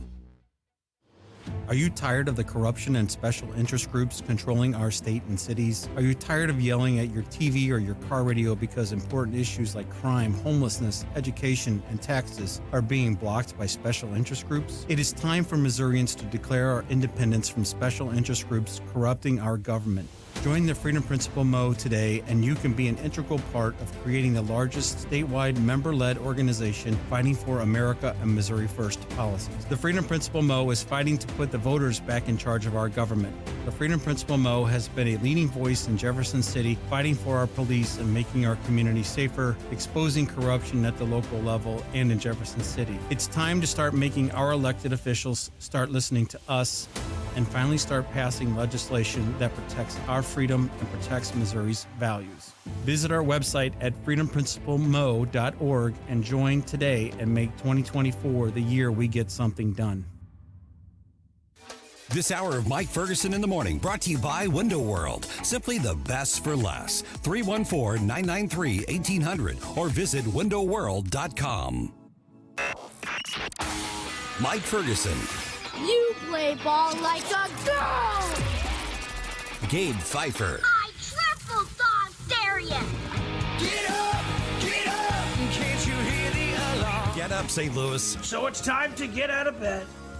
Pour yourself the greatest cup of Kofifi the world has ever seen. Rise up with one voice, drain the swamp, and take back our country. Today's the day we're going to do it, and it's time to do it right now, believe me. Mike Ferguson in the Morning on News Talk STL.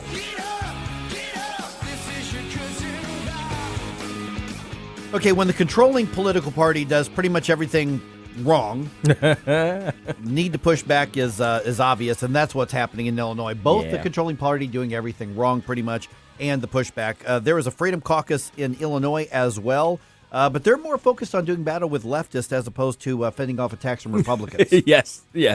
So it's weird to say, hey, you're really outnumbered by the Democrats, but boy, thank goodness you don't have to fight with your own caucus on the Illinois side of the News Talk area. Something to be said for that. Oh, jeez. All right. Still ahead here, right around 6:20. Okay, or 7:20, excuse me. I want to have a conversation because I know there's a lot of people who, and the News Talk STL family, and that's you as everybody who's watching and listening. Let's have a talk here at 7:20 because I hear a lot of people saying, no way that Biden gets reelected. There's just no way. I'm telling you, there's a way. Absolutely. So we better simmer down just a little bit and talk about the November elections. Okay, we'll start that conversation right around 7:20. All right, I'm Mike Ferguson. Gabe Pfeiffer here. Got Stel Ponticus here. Now joined by Illinois State Representative David. And David, tell me if it's Freeze or Fries, and because I should have checked that before, but I want to get your name right at the very least and start off on a good note here. Yes, no, it is Freeze, and that's fine. If you look at it, it looks like fries with an extra S. Got it. All right. Well, Representative, first of all, I'm thrilled to know there is an Illinois Freedom Caucus, and man, you talk about Sisyphus trying to push the rock up the mountain. You know, that's what you guys are dealing with. So many things to cover right now. Let me start with basically the city of Chicago basically starting to cry uncle, but wanting to do it without losing face for the Biden administration. And we can say, sure, that proves our point when it comes to illegal immigration. But the fact of the matter is, you all have to deal with the cost, and this is affecting the entire state, not just Chicago. What's the status and what needs to change right now? Because I know there's a call for more hearings and more transparency, but where are we with this? Great question. And here's where I said we were actually up in Chicago on Martin Luther King Day, some members of the Freedom Caucus. And here's the way I see this. I don't think the city of Chicago would really care about the numbers, but for the fact that they got to foot the bill and the state of Illinois has to foot the bill. That's why Pritzker's upset. If the federal government would fund this, I don't think they would care. I really think they're trying to change the demographics of our country. You never hear anybody say close the borders on that side of the aisle. And now, because Biden has checked out, figuratively and literally, we're going to be stuck paying this, and it is unfortunate. What kind of numbers are we talking about potentially? Oh my gosh, you know what? I don't know that anybody knows. I mean, you hear numbers that the governor has dedicated X number of $1 million towards this. The mayor is doing this as well, but that I don't think that we'll ever get a true accurate number, because one of the things you got to take into account is not only the direct funding for housing and food and things of that nature, but what is it going to do to our school system? What is it going to do to our hospitals? Because if somebody gets sick, they go to the hospital, and we don't turn people away at our ERs. So the state is going to pick up that tab as well. So it's going to be in the millions of billions of dollars. Good morning, David. Gabe Pfeiffer here. So changing gears just a little bit, we're going to talk about school choice. It's National School Choice Week, right? But J.B. Pritzker and his Dem buddies there do not approve of any such ideas. How goes the fight in Illinois? This was even in the Wall Street Journal on the Pritzker's opposition to basically any private education. Yes, absolutely. Yeah, and here's the hypocritical part about this is they're all for school choice for everybody but you and me. They don't send their kids to public school. They send their kids to private school. Even the new director of the Chicago district up there, she sends her kids to private school. And it's really unfortunate because the Invest in Kids Act, they really helped disadvantaged kids in districts where the public school system's failing them. It's really sad.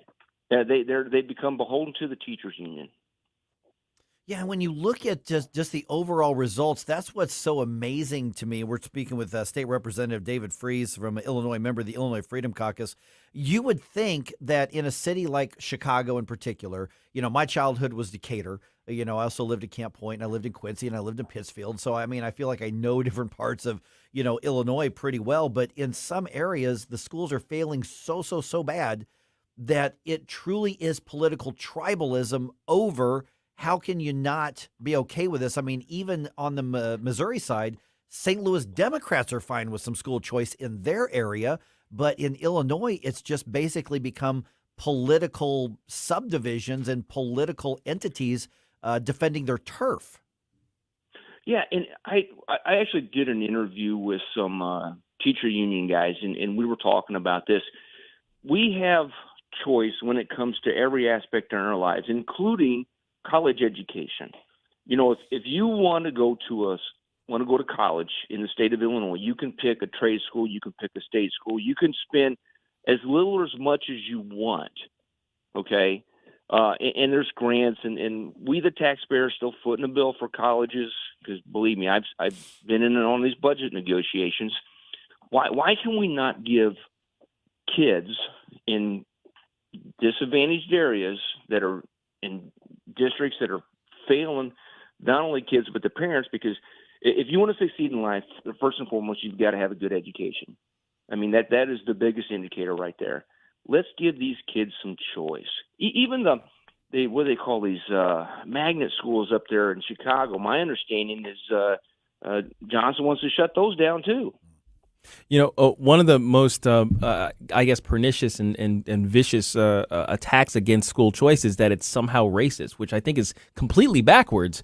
How do you respond when they make that sort of accusation? Well, here's what I've learned since I've been in Springfield. If they want to shut you down, if they want to shut the debate down, they just call you a racist or a sexist or a homophobe. And you can't, I mean, how do you disprove a negative? So this is where we're at. Because there is no good argument against school choice. They just call you a racist, even though there's factually nothing to support that, and it shuts the debate down. We're visiting once again with State Representative David Freese from Illinois. I know that and you're going to have to bring me up to date on this, Representative. This has to do with the ethics discussions and the ethics regulations.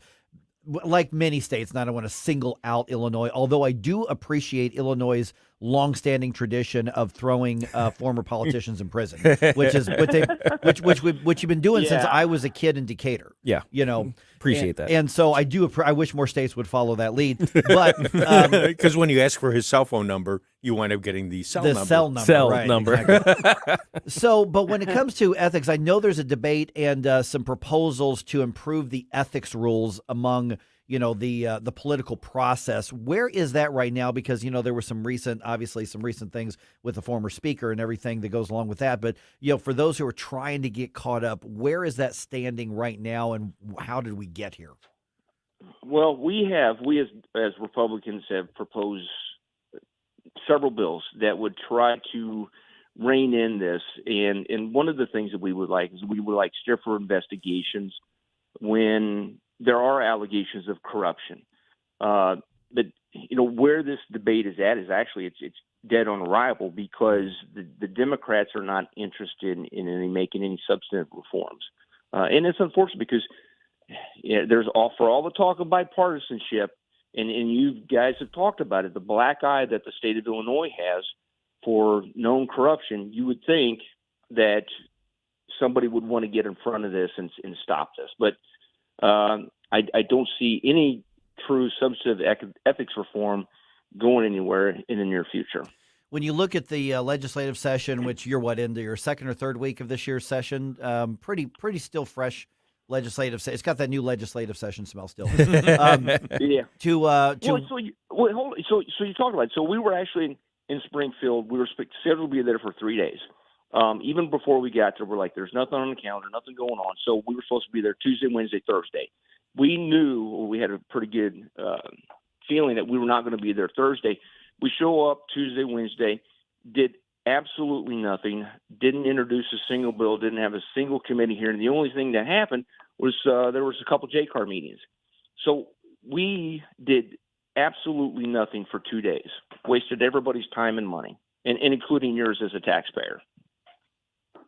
And when you look at what's ahead from the Freedom Caucus perspective, I mean, what's on your all's top priority list that you would say is something that realistically could be done even in a blue state? Oh man, yeah, that is a trick question if I've ever heard one. I am the media. You have to be aware. I wish I had something that I could tell you that we really believe that we could move forward. And it's not just because of the Freedom Caucus. It's because of the supermajorities that the Democrats hold in both chambers, and the fact that we've got Pritzker. Anything of real substantive, be it reform, tax reform, workers' compensation, unemployment insurance, any of that would help, in my opinion, the working people and businesses in the state of Illinois is not going to go anywhere. And especially now, and I'm relatively still new to this game and I'm learning, nothing's going to happen at least prior to the primaries, because everybody's scared that if they vote for or against a certain bill, that's going to be the next mailer against, somebody, and it's going to, their constituents are going to hold it against it. So nothing of any real substance is going to move prior to the primary. Oh, wow. All right. State Representative David Freis from Illinois, member of the Illinois Freedom Caucus. Freeze. I'm sorry. I got it wrong. Dang it. Damn it. All right. My bad. I knew I was going to mess that up. All right. Just remember, the cops are on your tail. That's right. Freeze. There we go. Hey, give me flashbacks. All right. Representative, appreciate the update on there, because you guys are doing the yeoman's work, in what some people would say is an impossible situation, but you're there doing it, so I want to make sure we put a highlight on it. Well, I appreciate you having me on, and anytime, please reach out. I'd be glad to talk to you guys. Thank you, David. Definitely taking you up on that. We'll talk to you again soon. Thanks so much. All right, take care. All right, 314-912-1019. All right, just ahead. All right, let's have a chat. Whether you just consider yourself to be, a conservative above all, big R Republican above all, MAGA, whatever stripe of anywhere between the center and the right that you are, and you're thinking, there's no way Joe Biden's getting reelected. Let's have a talk here at about 7:21, because I am telling you it's possible. And I think that we need to have some realistic conversations about how some of this works, because you've got to be on guard. Don't think for a minute that the next election is completely settled, and there's no way, despite his terrible record, that there's no way that he's going to get reelected, because he can't. I'm just telling you right now, he can't. We'll talk about that just ahead. 1019-94.1 News Talk STL. Get up, get up, can't you hear the alarm? Get up, this is your cousin God. Get up, what are you waiting? We give you news, analysis, opinion, and more.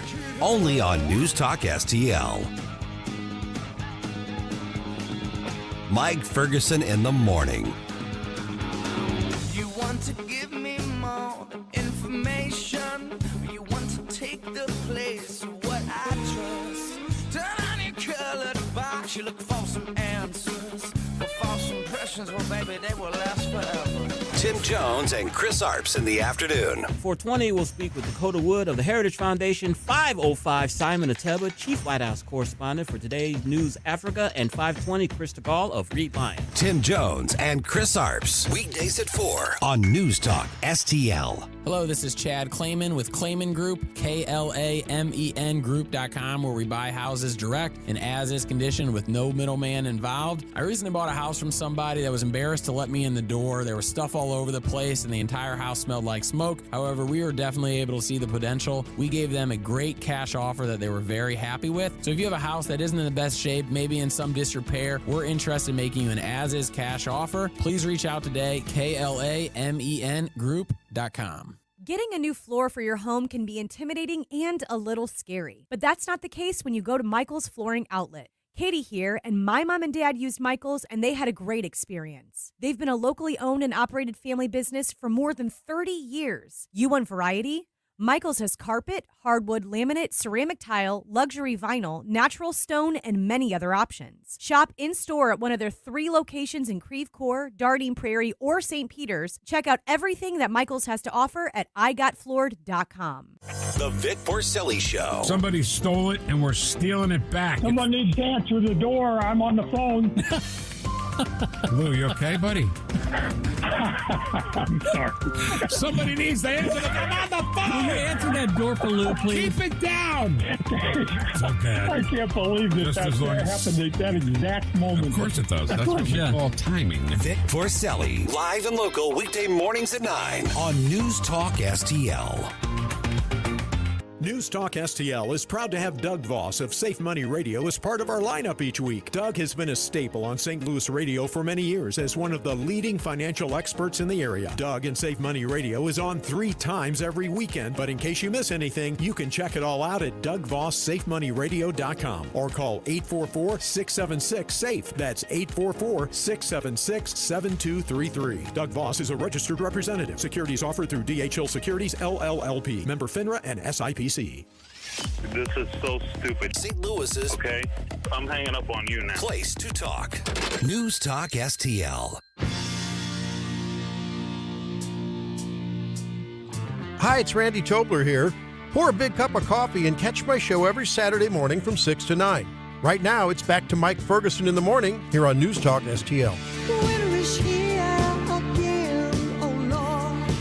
All right, Republicans in Missouri basically being asked to pick a side. We can talk about that at 7:35, okay? Yeah. All right, for those of you who think there is no way Joe Biden gets reelected, we need to talk. Listen up, people. So we're going to do that right now. Also, News Talk STL's video streaming.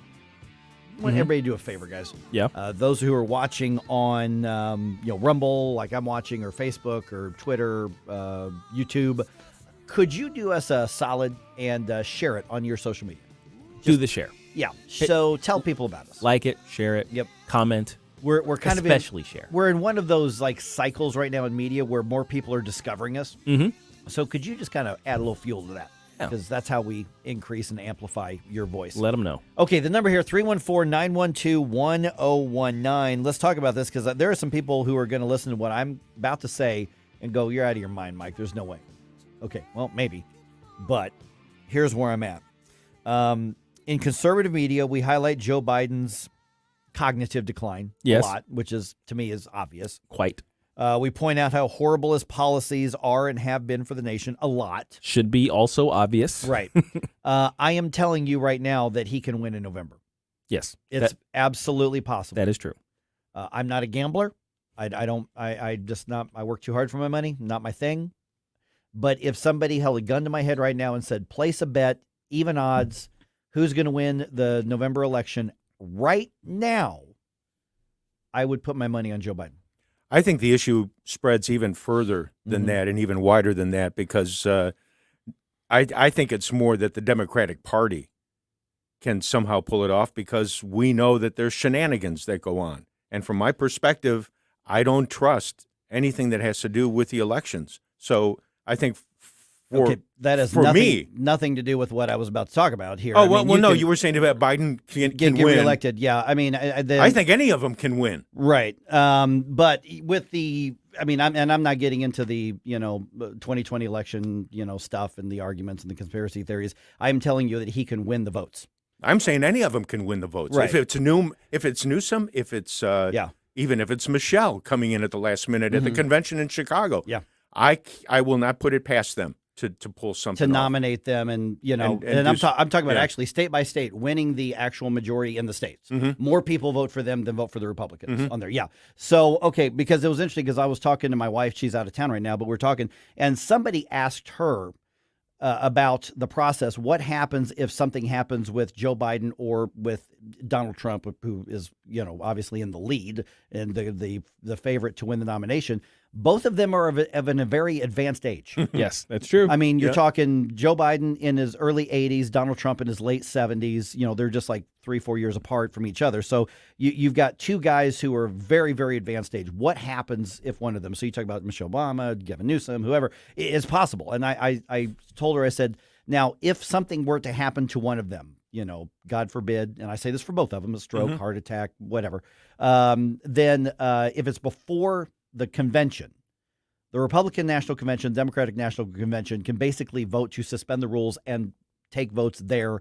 The delegates can pick their nominees there. Yes. Yeah. Okay. So They can do that. the nominee isn't solidified until the convention. Right. That's who officially nominates. Yes. And then with the Republican side, somebody said, oh, well, then Nikki Haley would be the automatic nominee, right? I'm like, well, no. Nope.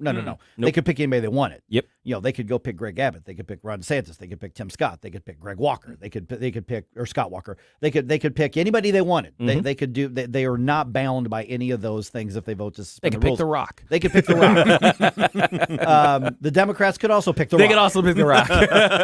So they could do all of that, and then if it happens after the conventions, then you get into a state-by-state really messy situation. Yeah, that could get crazy. But here's the thing, and I'm talking about people actually voting because you're saying, how could anybody vote for Joe Biden? Right. Okay, I get it.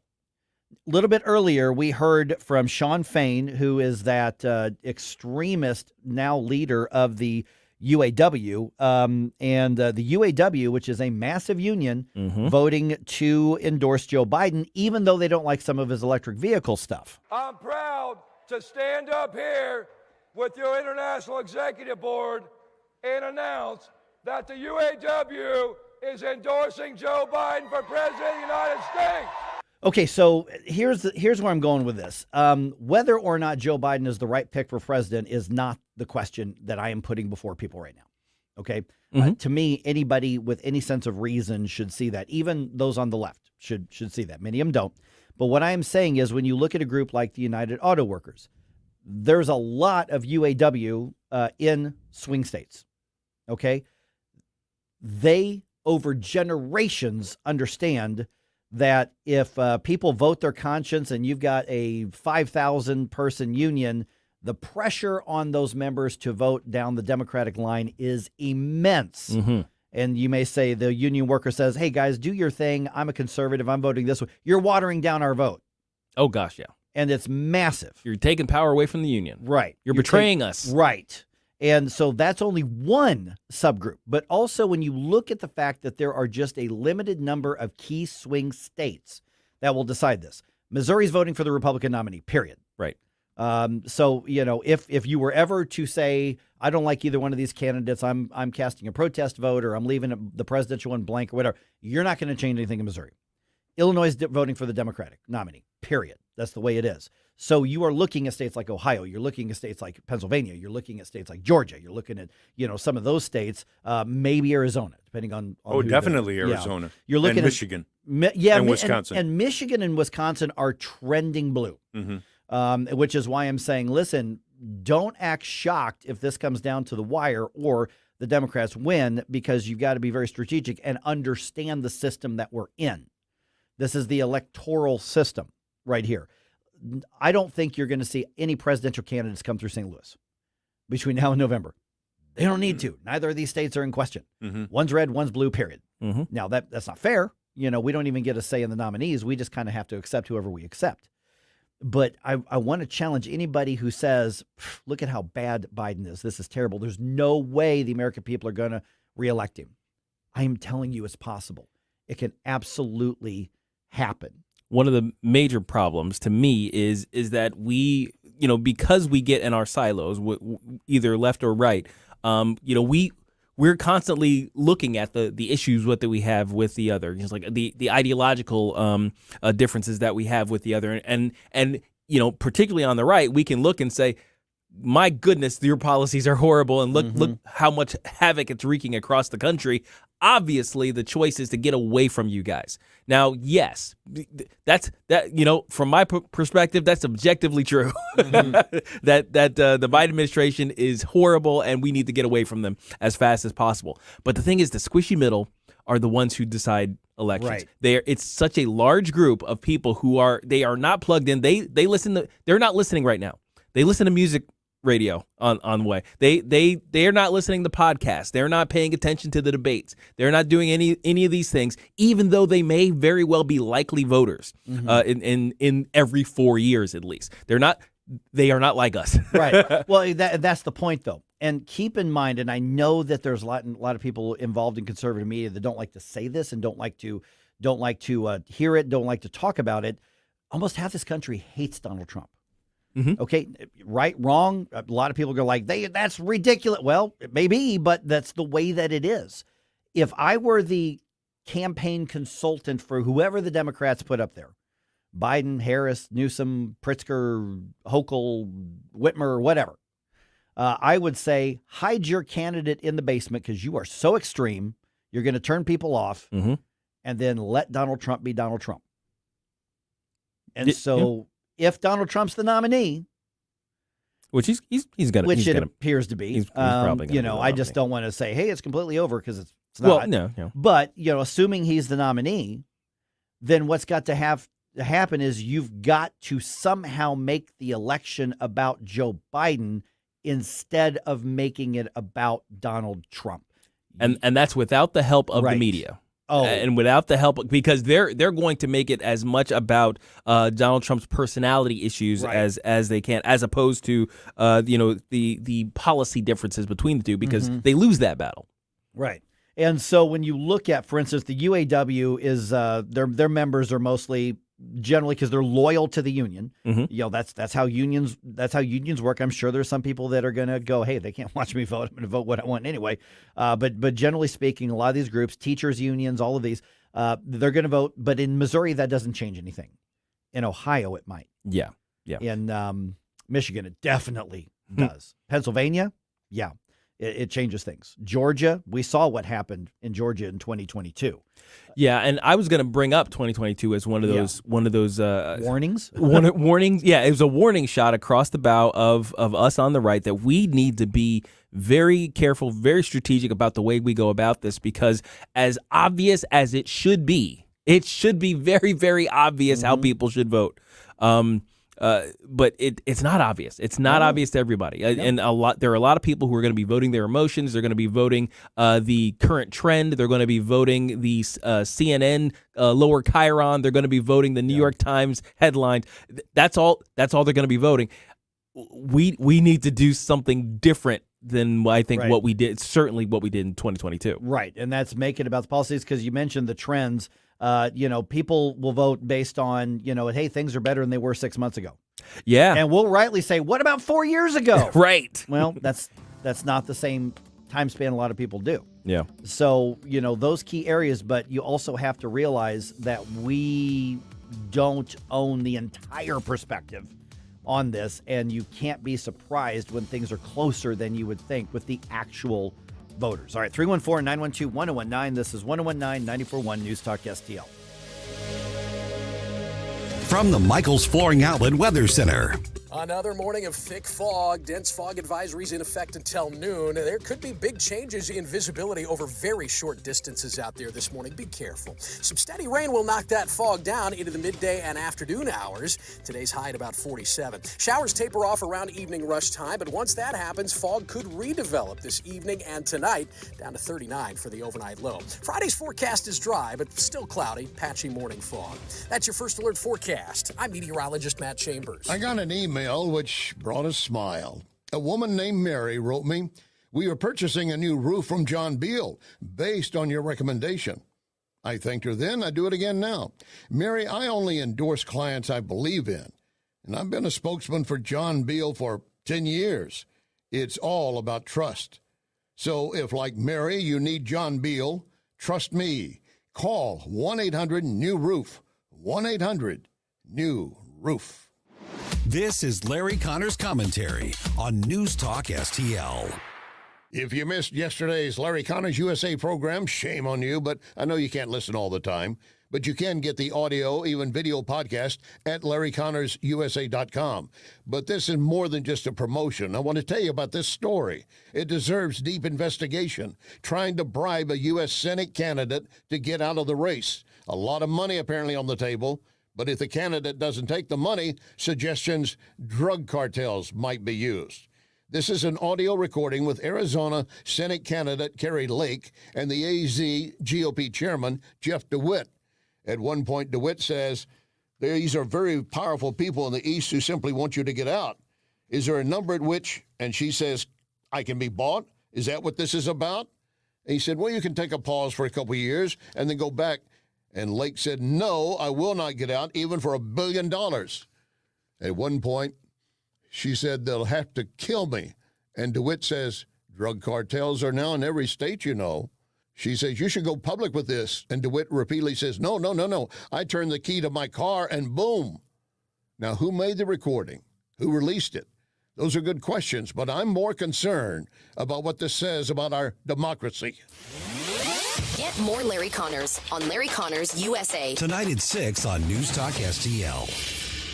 With Old Man Winter blowing into the heartland, let me tell you, Hanson's Tree Service is here to help. Tim Jones here for Hanson's Tree Service. Look them up 24/7 at hansonstree.com. Do you have any tree problems at your home or your business? Overhanging branches? Have Hanson's and the gang take them down professionally so Old Man Winter doesn't. What about organic mulch? Hanson's Tree has got that in bulk. It'll save you in price and time. Incredibly convenient. Protect all those assets you've got in the ground and have Hanson's take care of everything above the ground for you as well. Get them out to your homestead or your business right now. HansonsTree.com. That's HansonsTree.com. Is your family prepared for the financial burden of losing a loved one? Are you aware of the cost of a funeral? Benjamin Schaefer with Senior Memorial could help you qualify for lifetime permanent final expense insurance coverage with no medical exam required. Just answer a few health questions, and once accepted, your rates never increase. Do you have diabetes? High blood pressure? Have you had a heart attack? A stroke? No problem. Benjamin Schaefer with Senior Memorial can help protect your legacy. Call or text 314-866-8886. That's 314-866-8886. To learn more about permanent lifetime final expense insurance coverage. Benjamin Schaefer with Senior Memorial could help you qualify for immediate coverage by answering just a few health questions. Call or text 314-866-8886 or learn more at memorialplans.com. That's memorialplans.com. Policies underwritten by Senior Life Insurance Company, not available in all states. Subscribe and watch your favorite News Talk STL shows. Mike Ferguson in the Morning, The Vic Porcelli Show, Columbo and Katie, Jones and Arps. Webcam streaming on Facebook, Twitter, Rumble. Subscribe and watch News Talk STL.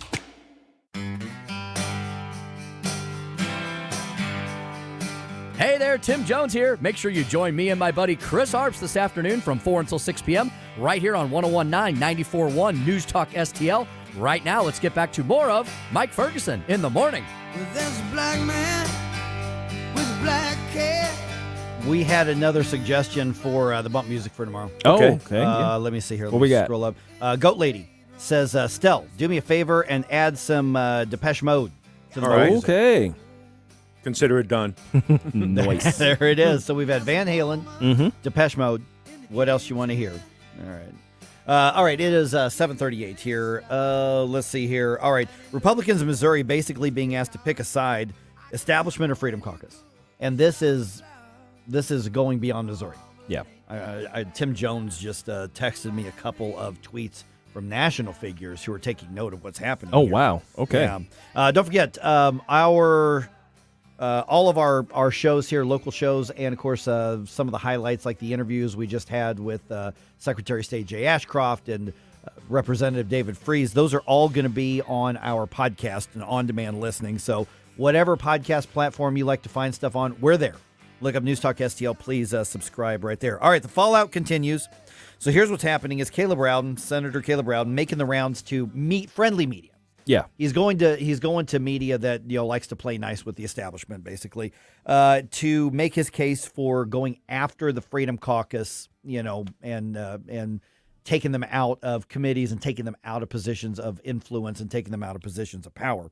And so, not only the GOP senators in the state Senate are being asked to pick a side; it's us versus them within the Republican caucus.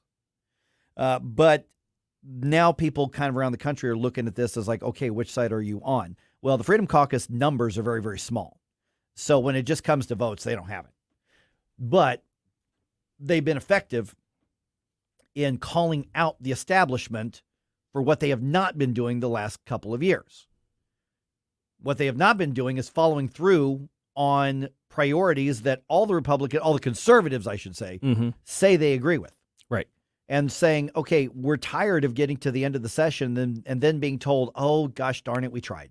Yeah, exactly. Yeah, we just really tried when you had not only the lawmakers, but you had those of us who know a thing or two about how the process works, pointing out, saying, this is getting sandbagged. This is getting sent over here. You're trying to run out the clock. Okay? So, for instance, Tim just sent me a couple tweets here. Chip Roy, Congressman Chip Roy. One of the most conservative members of Congress in the House. He tweeted out, or X'd out. What do you call it now? He tweeted. Okay. Yeah. Saying you X'd out sounds weird to me. Posted on X. Okay. Yeah. But still. He tweeted. He tweeted, this is Chip Roy. The idea Missouri Republican leadership would boot conservatives from committees and harm staff in the process, all because the Missouri Freedom Caucus simply demands widely supported conservative priorities move forward, is among the swampiest and indicatively petty moves I've seen. Well, I can't disagree. Yeah. I can't. Now, Caleb Rowden earlier on Twitter had something to say. Yeah. He said that tomorrow the Mo Caucus has the Freedom Caucus has another chance to get out of the way of referring IP reform, education reform, and barring China from owning our farmland. Missourians are sick of insiders and backroom deals, so I'm making my offer public. Oh, so this is his flex, literally a flex, because he posted along with this a GIF of The Rock flexing.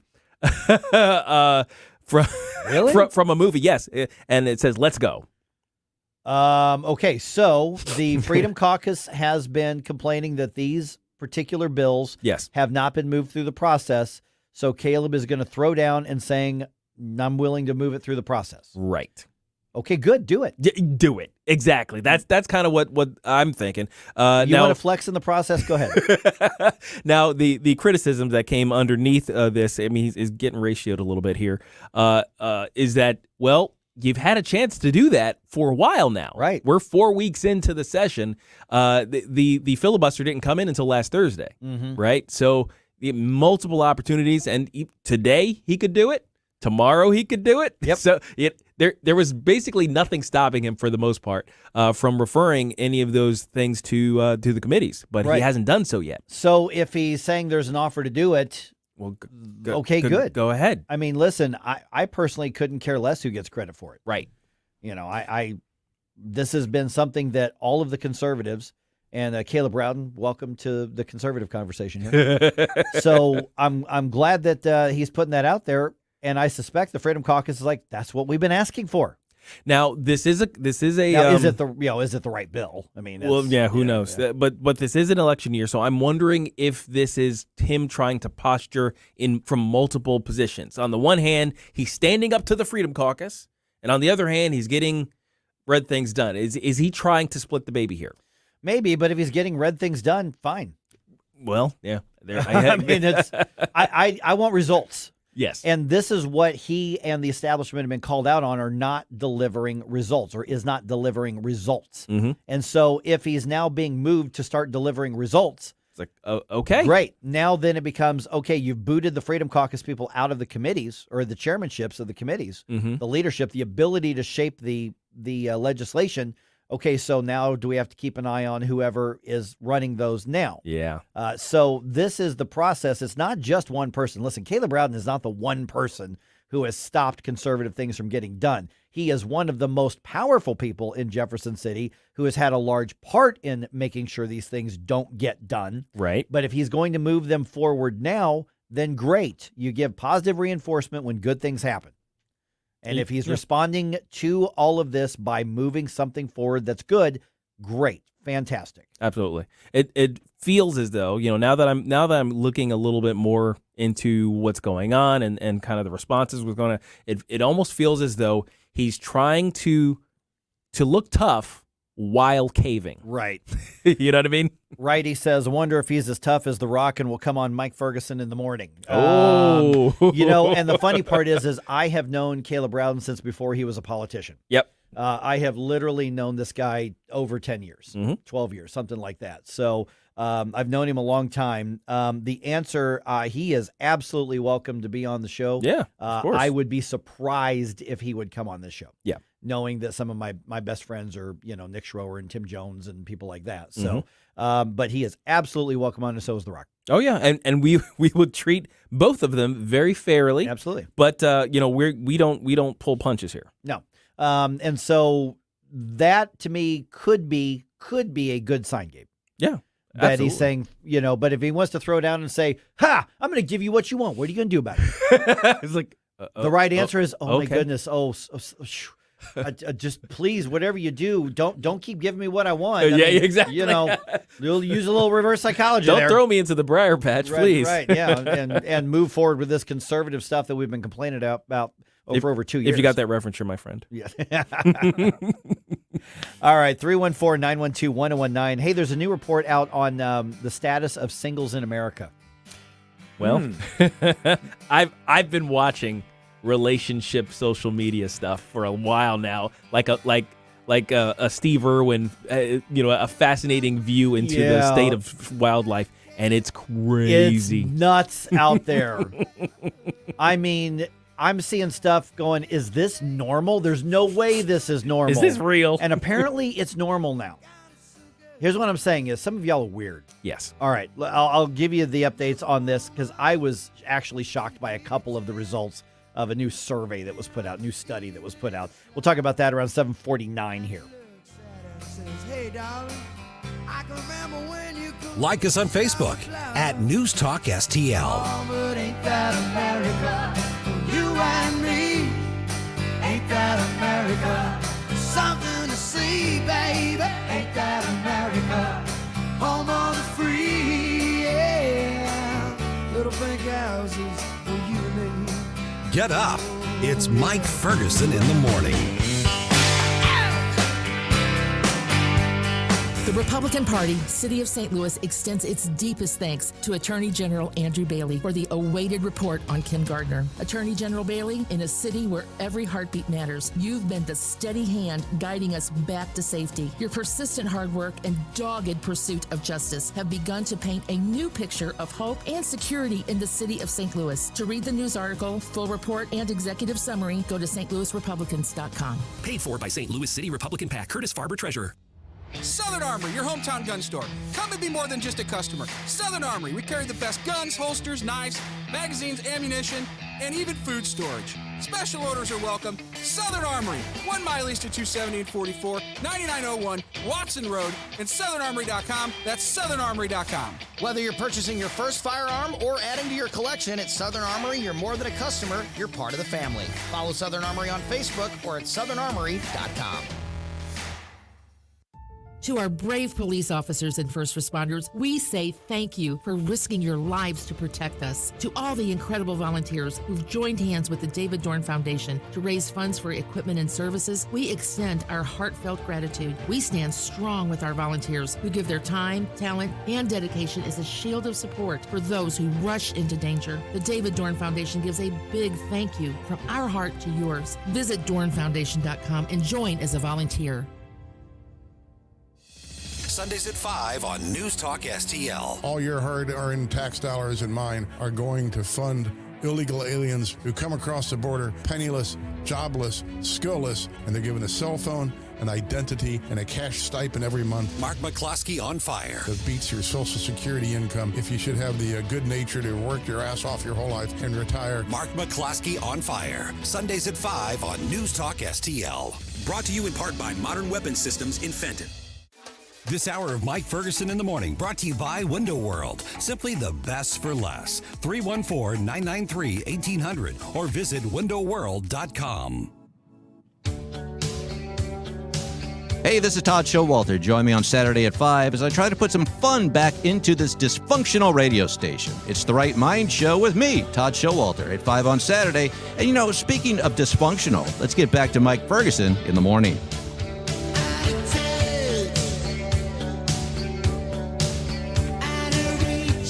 All right.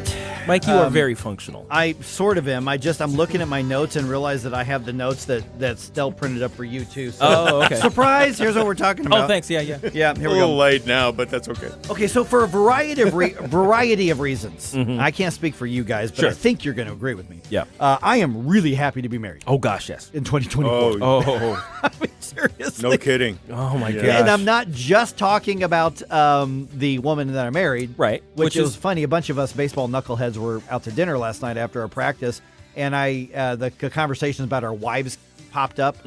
And I asked the question, I said, okay, show of hands, who married above your station in life? And every one of us was like, yep, that was us. Yep. Okay, but apparently the world of being single is just bizarre. Yeah. Well, I couldn't handle the hysteria. There you go. Thank you. I'll be here all week. That's right. Okay, and don't forget to tip your waitress, or if you're now apparently a normal single person, you take her home with your significant other. Right? Oh, boy. Okay, Oh, boy. So here's the thing. Stop taking advice from TikTok and Facebook Reels, people. All right. So here's what I'm talking about is that Match.com, the dating website, they commission a survey every year of attitudes of single Americans, which for what they do, that makes sense. So they're looking for the current attitudes and everything. And Gabe and I were just talking in that last information break that when we see these reels and the social media things, I kept thinking, this can't be real life. This can't be what's normal, because we're getting, I don't know about you, but I'm getting all of these videos like of polyamory and swingers and all of this kind of stuff. And I'm like, this has just got to be the titillation approach to things. But apparently, according to this survey, this is closer to normal than what we realize. Oh, yeah. I don't know if you saw this, but I think it was the Washington Post that had a big story about the whole, polyamory and how it's entering the mainstream and how to do it kind of thing. Yeah. And yeah, this has been a rising trend in the relationship space, especially on social media. Like I said, I've been watching this with fascination for years. You mean the Washington Post, where relationships die in darkness? Yes. Nicely done. Okay, Yes. So the study is called Singles in America. Match, meaning Match.com, releases largest study on U.S. single population. This is the 13th year that they've done this. Okay, so let me just go right to one of the biggest eye-openers that I saw. In 314-912-1019. And I guess I'm judging a little bit, but I'm trying to do this more objectively. Oh, I'm absolutely judging you, but I'm very fascinated They've by got this whole thing. a graphic right here. See, I've got the printout right here, guys. There's the graphic. This is off of their press release. Nearly, that's a key word here, nearly 50% of singles still want a traditional sexually monogamous relationship. Only 50? Nearly 50. Wow. Which apparently means just over half of singles in this country aren't intent on having a monogamous relationship. Right. Y'all are weird, man. Y'all hoes. That's all I'm gonna say. Look, you got the man hoes and the women hoes, and they all hoeing together. 43% of young singles think artificial intelligence is capable of assessing partnership compatibility. Because why not? Because, robots are going to soon be telling us what to do anyway. So they will be our new overlords and rule the world and tell us. Assign you a mate. Assign you a mate. Yeah, exactly. Or a series of mates. Apparently, multiple mates. Multiple mates. Okay, so 73%. Actually, this one, I actually go, yeah, I see that. 73% of singles say a potential partner's financial stability is important to them. That number should be closer to 100%. Well, absolutely. Yes. Yeah. I mean, because it's indicative of a few things. Right. Here's the funny part is when you look at all of this, and there is this emphasis on, I guess what used to be called alternative approaches to relationships and marriage. Remember Katie Hill was the congresswoman from California who got into trouble because she was in a thruple. Yes. 3-person relationship with her and her husband, boyfriend, whatever he was, and another woman. Right.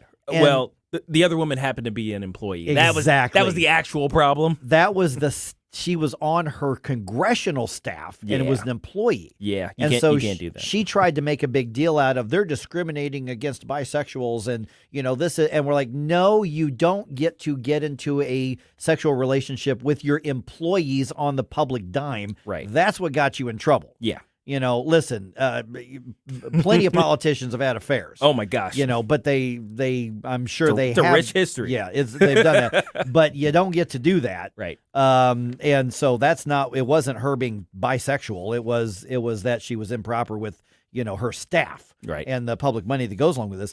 But I see this thing where it says nearly, meaning almost 50% want a monogamous relationship. So right. Just over half are either okay with or want some kind of committed relationship where you aren't committed in the bedroom or you're not the only ones there.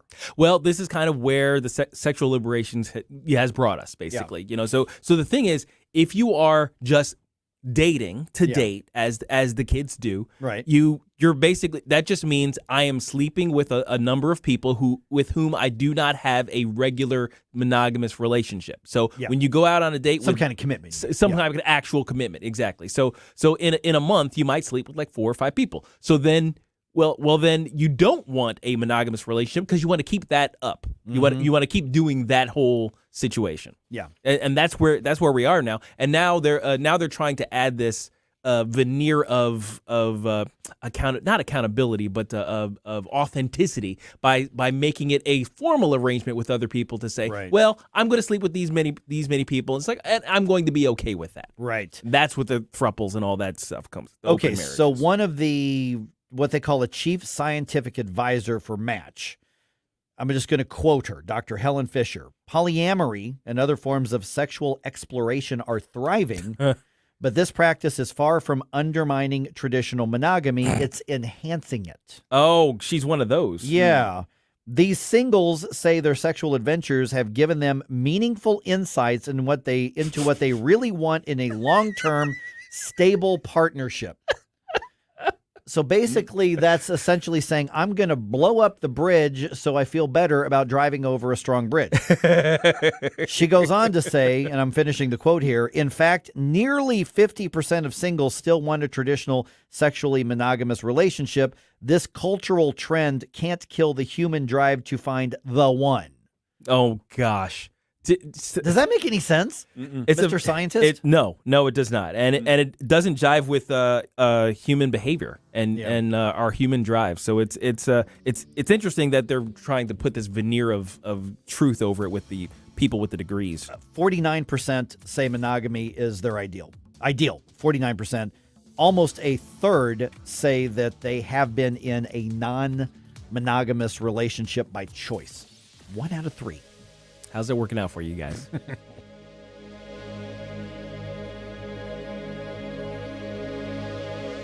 I'm Dr. TJ, owner of the Institute of Natural Health, co-owner of Optimal Nutraceuticals, and the host of Wellness 101. Wellness 101 is designed to cut through the nonsense and provide you common sense, science-based information regarding health and wellness.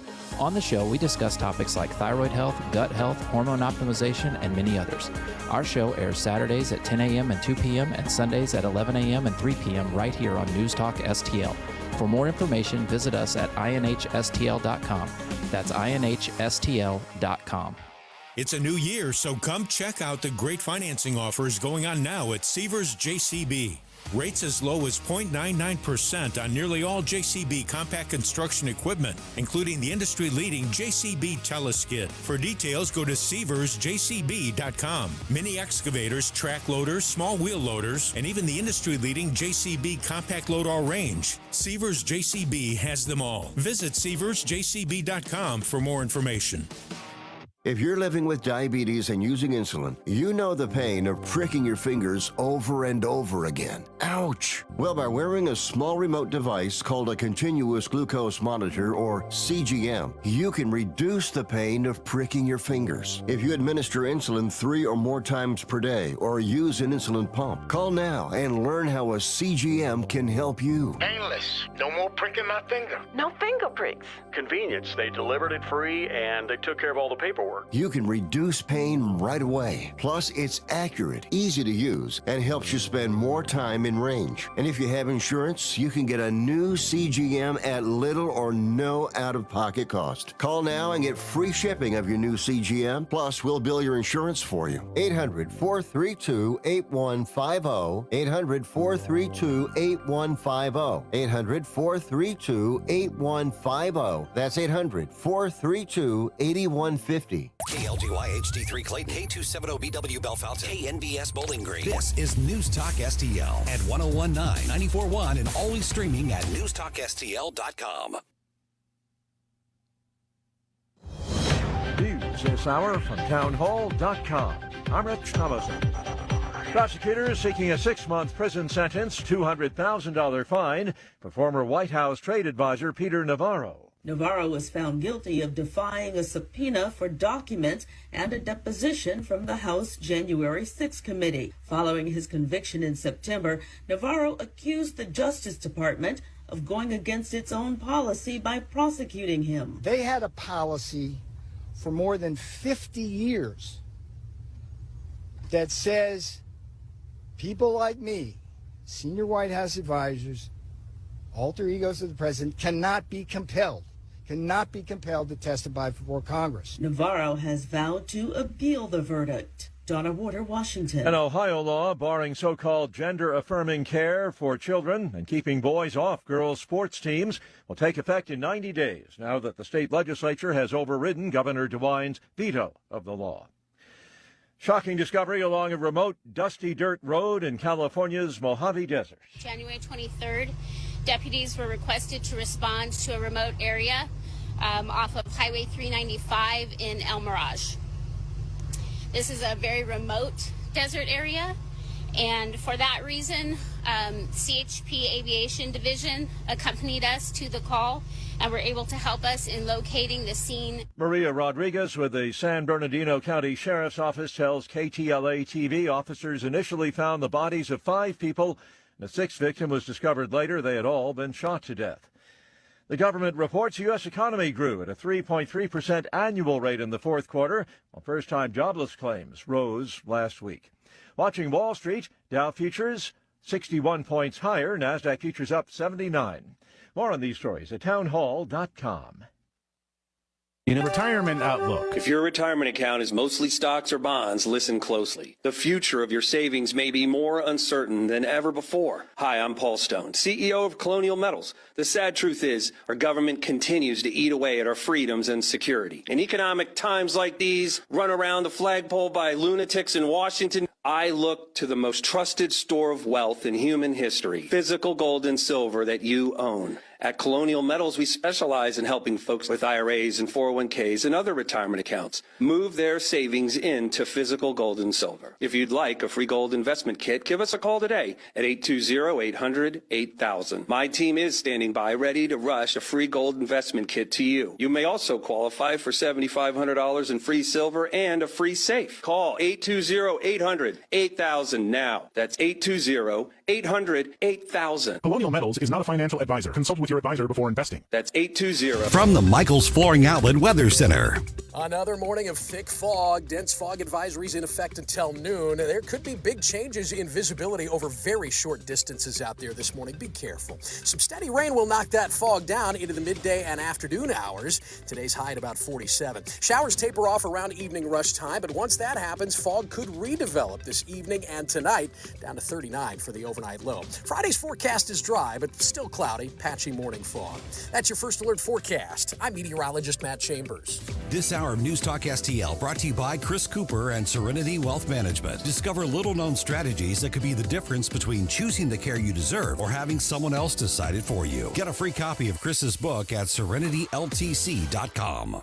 Congratulations to everyone at Connor Roofing. We chose the Connor Roofing team for our National Best of the Best Award for customer satisfaction without telling anyone at Connor Roofing, based on over 30 years of fantastic customer reviews. Rob and Kathy Connor and their team deliver very high-quality roofing, siding, gutters, storm damage restoration at a fair price with integrity. Connor Roofing has had an A+ rating from the Better Business Bureau for years. Count on Connor. For an estimate, please visit connorroofing.com. That's CONNER roofing.com. Tony Colombo here, reminding you to visit my friends at Bluff City Outdoors in Alton before your next trip into the great outdoors. For decades, Bluff City Outdoors has covered all the needs for area fishermen, and they'll always have all the best bait, tackle, and gear for your next trip on the water. And now they cover all your bow hunting needs, including their state-of-the-art indoor archery range and techno hunt system, open every day for you to come shoot, or you can join a league. Follow Bluff City Outdoors on Facebook and learn more at bluffcityoutdoors.com. Mike Ferguson. I am a young, vibrant man. Gabe Pfeiffer. I'm Batman. Get up, can't you hear the alarm? Get up. We can't rebuild our economy and meet this climate crisis. Mike Ferguson in the morning on News Talk STL.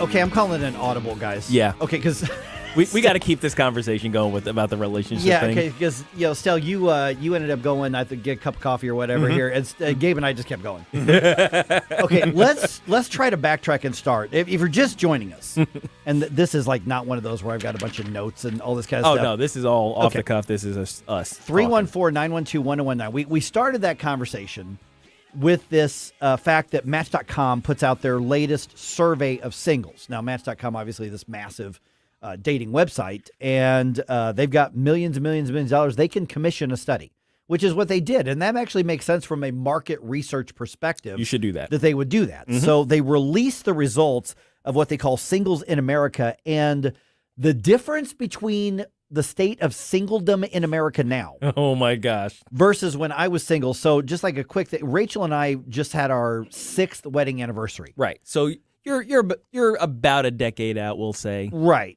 Because we were together a couple years before that, between being engaged and dating exclusively before that. And prior to that, my divorce happened in 2003. Right. It was final in 2003. And that's when I got married. So I'm 20 years out from I dated one woman in between being divorced and meeting Rachel, and I had we dated for a year or so. Very nice lady. Just didn't work out, not the right one, And but so in all that time, so between 2003 and about 2016, I was just single, except for that one little period where I dated one person. And so the single dating world was way different. Way different. Yes. First of all, social media apps, they weren't as much of a fact. I mean, they were just starting to become a factor in the single world. Right. But not nearly the way that they have become now. So what jumped out at me here is that part of this survey says that almost 50% of singles in America right now, according to the survey, say that they want a sexually monogamous relationship. So just over half of Americans are either not decided or don't want that. Right. But they make a big deal out of, listen, almost half of American singles just want to be committed to one person physically. Listen to the way that's phrased. Yeah. Almost instead of less than. Right. Yeah. 50%. Right. Yeah, exactly. Nearly 50% of singles still want a traditional sexually monogamous relationship. And the little graphic is one, it's 2 people with a little heart and then 3 people with a little heart. Oh my God! Riz on Rumble says because they talked about AI making compatibility. It says, will AI also make your clinic appointments too? Oh God, I love our. We Rumblers. matched you with Steve. I love our Rumblers. Assuming it went the way we thought, and we know what we know about Steve, your clinic appointment is scheduled for next week.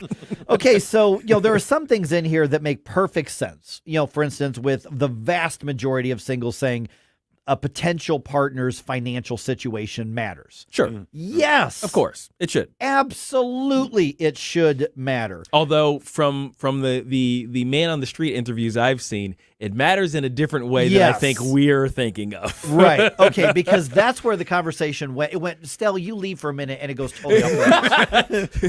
Because Stell is the cooling saucer.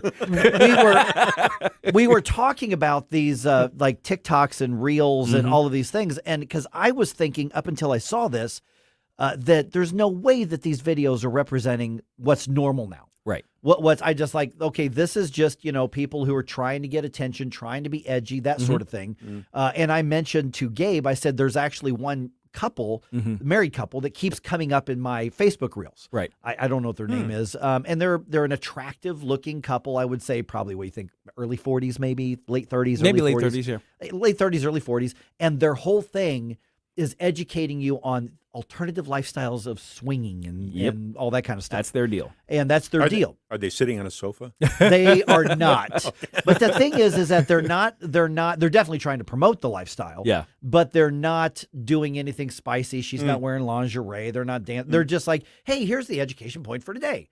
And I said, I'm getting these, and I was scrolling through my Reels in front of Gabe, and there they were. Yep. They just popped up randomly. Just popped right up. Right in between a baseball video and I think one with a tiger. I think those are which fits your algorithm. That fits. Right. And because I was like freaking out about the Reels, because like, why am I getting these? And Gabe, being the scientific one, the one who understands social media more, is saying, yeah, you're a guy in his early 50s. You fit the algorithm for what they're targeting. What they're trying to do.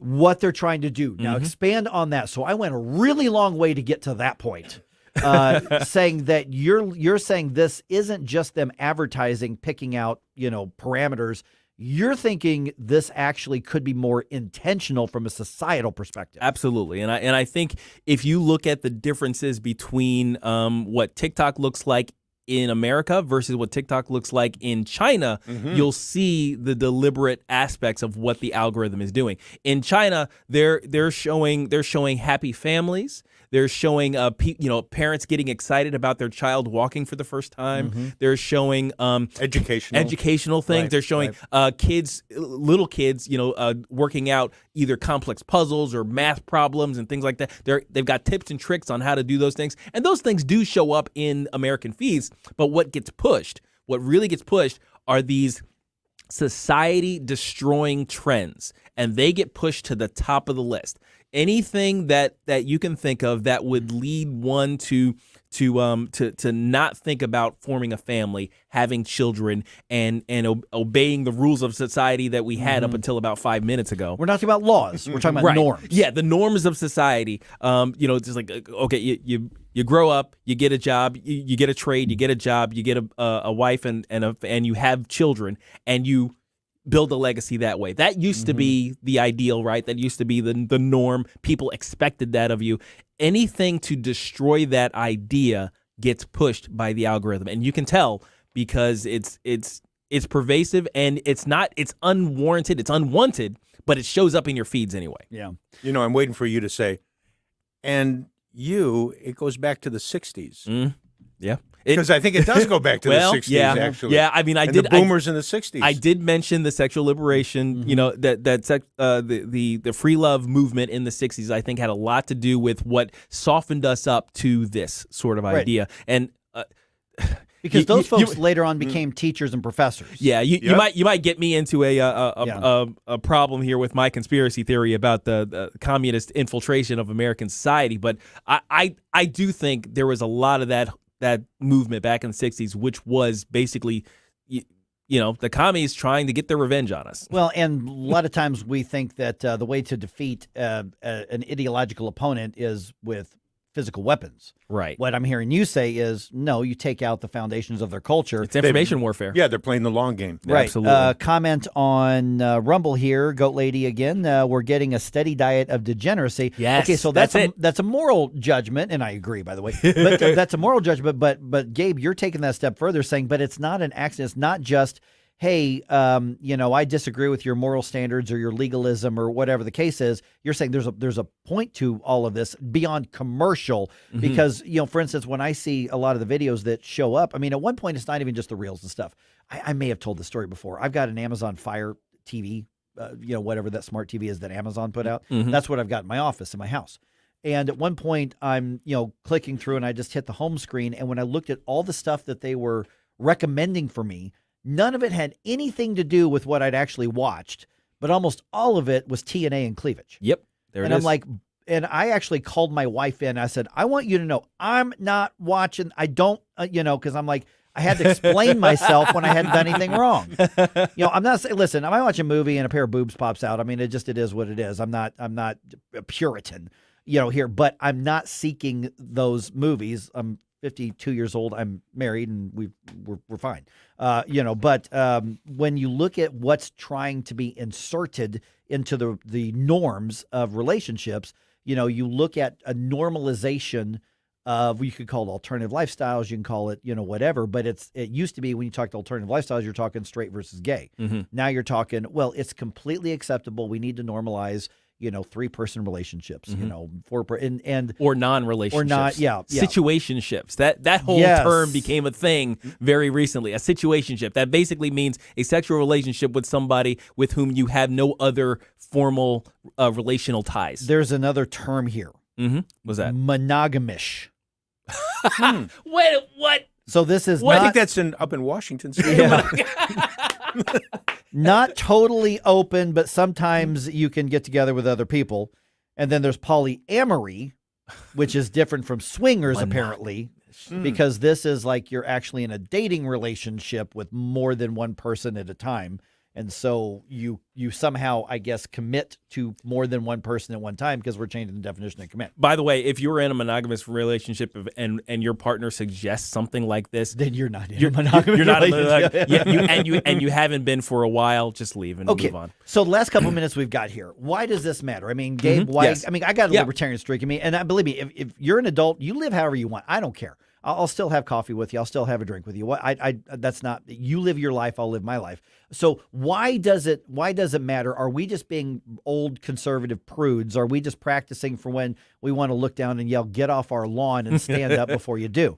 I mean, so why does it matter what is happening culturally when it comes to individual choices like relationships? No, and the thing is, yes, on some level, yes, I'm being a conservative prude. But the thing is, the thing I'm trying to conserve is something that has been inculcated and refined in human civilization for 10,000 years. And that's a system that's based on the family structure with a strong male at the head of that family. I'm going to get a little patriarchal here, but it is very, very necessary for a man to have something to fight for, something to live for, and a purpose in life in getting both of those things done.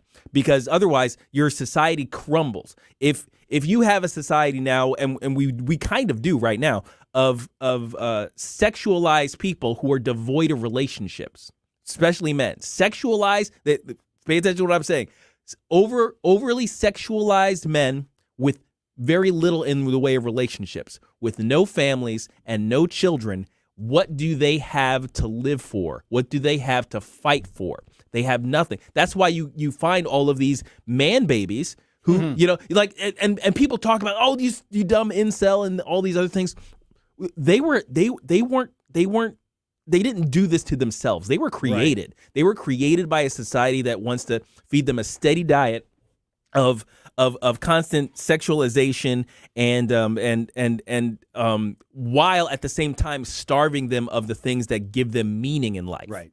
I just handed you my phone. Yes. And you're like, what are you doing? Yeah. What are you doing? So I refreshed my Facebook and went right to the Reels. I don't even know what's on there. How long until one of those things promoting it goes to me? Okay, so first one is baseball. Of course. Second one is a guy getting chased by a hippopotamus.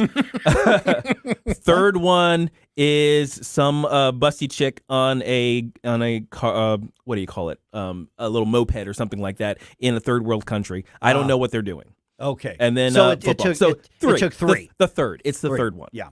Yep. And more baseball, more animals. Oh, and another chick, bare midriff. There we go.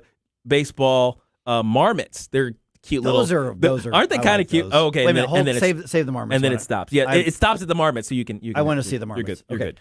All right.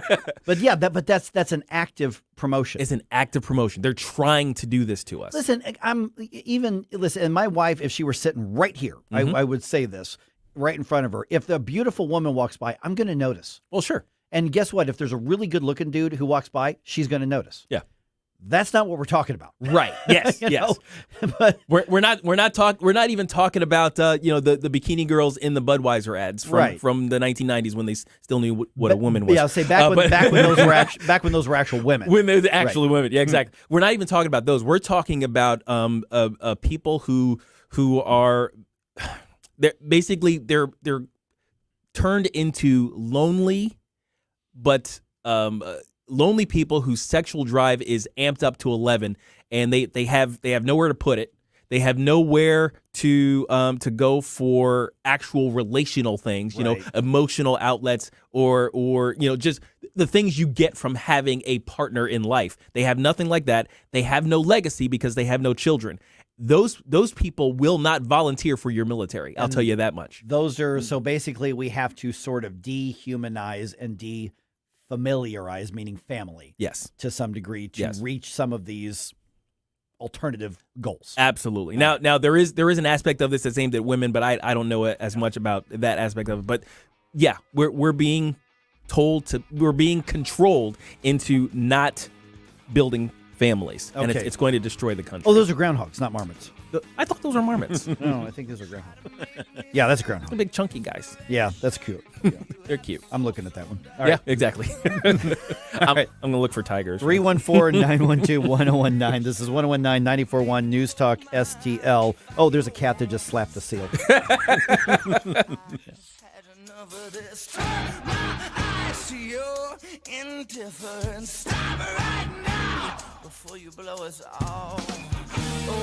Get up. It's Mike Ferguson in the morning. Get up, can't you hear the alarm? Get up, this is your cousin car. Get up, what are you waiting for? Get up. Hey, Tim Jones here with Tony Colombo for our friends Rodney and Jen Wallner at the Wallner Home Selling Team. If you're thinking about taking advantage of the market and selling your home, don't wait. Call the Wallners now. Put St. Louis's #1 home selling team to work for you. Rodney and Jen have the experience and work ethic that sets them apart from all the rest. That's why they sell 15 times more homes per year than your typical realtor and have so many qualified buyers right now. They'll guarantee to obtain you an offer. The results, Tony, speak for themselves. That's right, Tim. In fact, I recently benefited from those results personally. My wife and I couldn't be happier with the job the Wallners did for us, selling our old home in less than 2 days for significantly more than we were asking for and finding us the perfect new home. Like so many others, we loved working with Rodney and Jen, the Wallner Home Selling Team with Berkshire Hathaway. So if you're thinking about selling your home, don't wait. Call the Wallners now at 314-810-SOLD. That's 314-810-SOLD. Colombo and Katie. Dr. Bob Onder. I think there are different lessons to be taken away from each race. I would say about political campaigns, it's important to remember, although it would seem sometimes the times are with you, the issues are with you, the state of affairs are with you. Sometimes winning elections is about simple blocking and tackling, fundraising, getting out the vote. Tony Colombo, Katie Fitzpatrick. Weekdays at 2 on News Talk STL. Tony Colombo here for Cadre Asset Management. A cadre is defined as a small group of people specially trained for a particular purpose or profession, and that is the role that Cadre Asset Management can play in your financial journey. Learn more about how they can help secure your financial future by following Cadre Asset Management on Facebook or just go to cadreassetmgmt.com. Cadre Asset Management is a Missouri-based independent advisory firm licensed under and securities and investment advisory services offered through Founders Financial Securities, LLC, a registered investment advisor, member FINRA SIPC. News Talk STL. Always streaming on your smart speaker, our mobile app, or newstalkstl.com.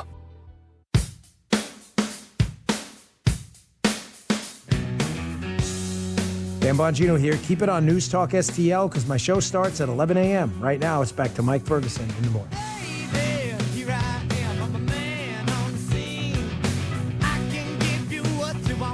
All right, I'm going to dump some news on you here. Okay. I say dump some news. I mean, we got stuff that's important here. We're going to shoot the stuff on here. See, here's the thing is like that conversation, I could do that all day. Oh, gosh, yes. Because it's cultural, it's news, it's technological, it's everything. Yeah, I mean, it goes into so many. I mean, come on, the agenda, the Chinese agenda to upset American life, as well as the idea of thruples. Like, you can talk about all of that stuff all together. Here, and I'm sure there's probably some fetish one with Chinese whatever. Anyway, so. What I'm saying though is that I actually felt a little validated because I thought it was so weird that I kept getting those videos. Yes, and it is weird. It is weird, but then this survey comes out from Match.com, and it shows that is what's becoming more normal, and I'm the weird one. Yeah, but it wasn't just me going, am I doing something wrong to get all this stuff? I mean, listen, I'm a guy who's married and would like to stay married. Yes, exactly. And I would like to stay married to the woman I'm married to. Don't need to mess up your algorithm I don't, that way. So why are they, but when they're sending that stuff to me, what I'm hearing you say is, they would love to wreck your marriage. Oh, absolutely. They want to. Yeah. And when I said I'm looking for tigers, Janet said, well, just make sure you're not looking for cougars. But see, that's the thing is, I guess, that's pretty good. There you go. Yeah. So here, the thing is, like, if they don't wreck the marriage, then what they want me to do is alter it into what they're considering to be normal. Exactly, because that's horrible for society, and the influence of everybody who keeps doing it is just going to increase and increase and send it. I get sent off on enough errands and chores by one woman. Why would I bring second or third in? I'm not doing that. I never understood even polygamy. It's like why would you want another one of these? Yeah, I can barely handle the one I got. My dad used to have a terrible joke when he was. My dad died years ago, but he was a pastor, and he would reference David's hundreds of wives or whatever and he's like, can you imagine all that pantyhose hanging off the shower rod? And I'm like, I was like 8, going, that's not funny. Just move on. All right. I think of it more like trying to juggle chainsaws that are on fire. Oh man. All right, let's see here. So, a few things that are happening around the area, around the world here. U.S. launching more strikes against Iran-backed militias in the Middle East.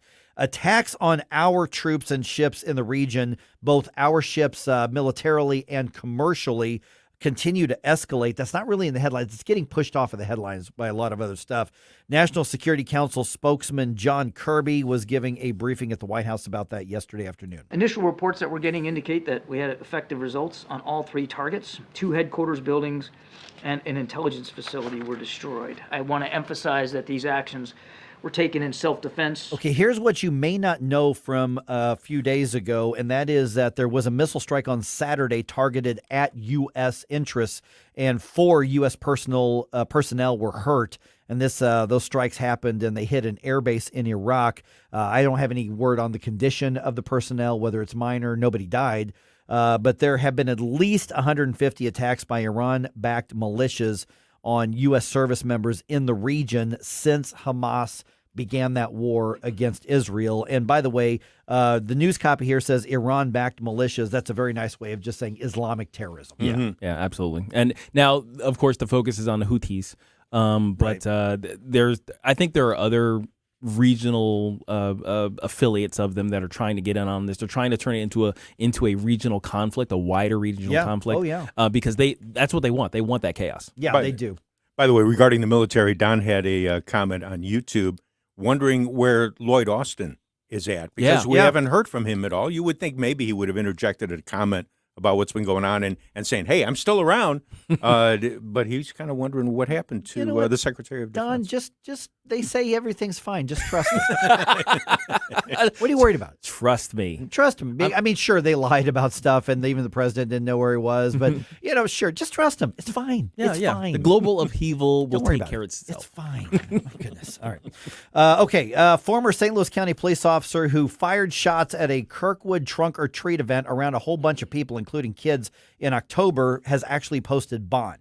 Okay, but there's a catch to this here. Mm-hmm. His original $500,000 bond was reduced to $250,000 by the court about, a month ago, something like that. Yeah, something like that. Because we were complaining about it then. Now Matthew McCullough has posted the 10% on that bond on Wednesday. So this was considered, they made this the 10% authorization bond. So basically he posted $25,000 of something. Right. The judge, though, ordered McCullough to report to a psychiatric hospital, be monitored at least 23 hours a day, and wear a GPS monitor. So I think the other hour he's not monitored, he can sleep by himself or something like that. But so he's going to the loony bin, not the jail. Yeah, and if I had heard that along with the whole discussion about the bond reduction, I wouldn't have had a problem with it to begin with. So that's where that's at. Also, former St. Louis City Alderman, current jailbird Jeffrey Boyd is going to remain in prison. JB, yep. This week, his request to have his sentence reduced was denied.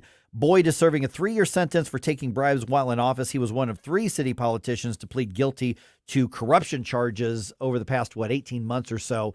And he just recently began that sentence back in October, November, something like that. And they're asking for reduction in his 3-year sentence. Here's the thing, though, is that the way the St. Louis City politics works, I have every confidence that once he gets out of prison on corruption charges, he'll land in a cushy consulting or political job. Yes, he's going to be appointed someplace. He's going to be somebody's chief of staff, or he's going to have a consulting firm where he's taken care of in the Democratic machine. It's so crazy. That's what's going to happen. Oh, my gosh, it's so gross. Good Lord.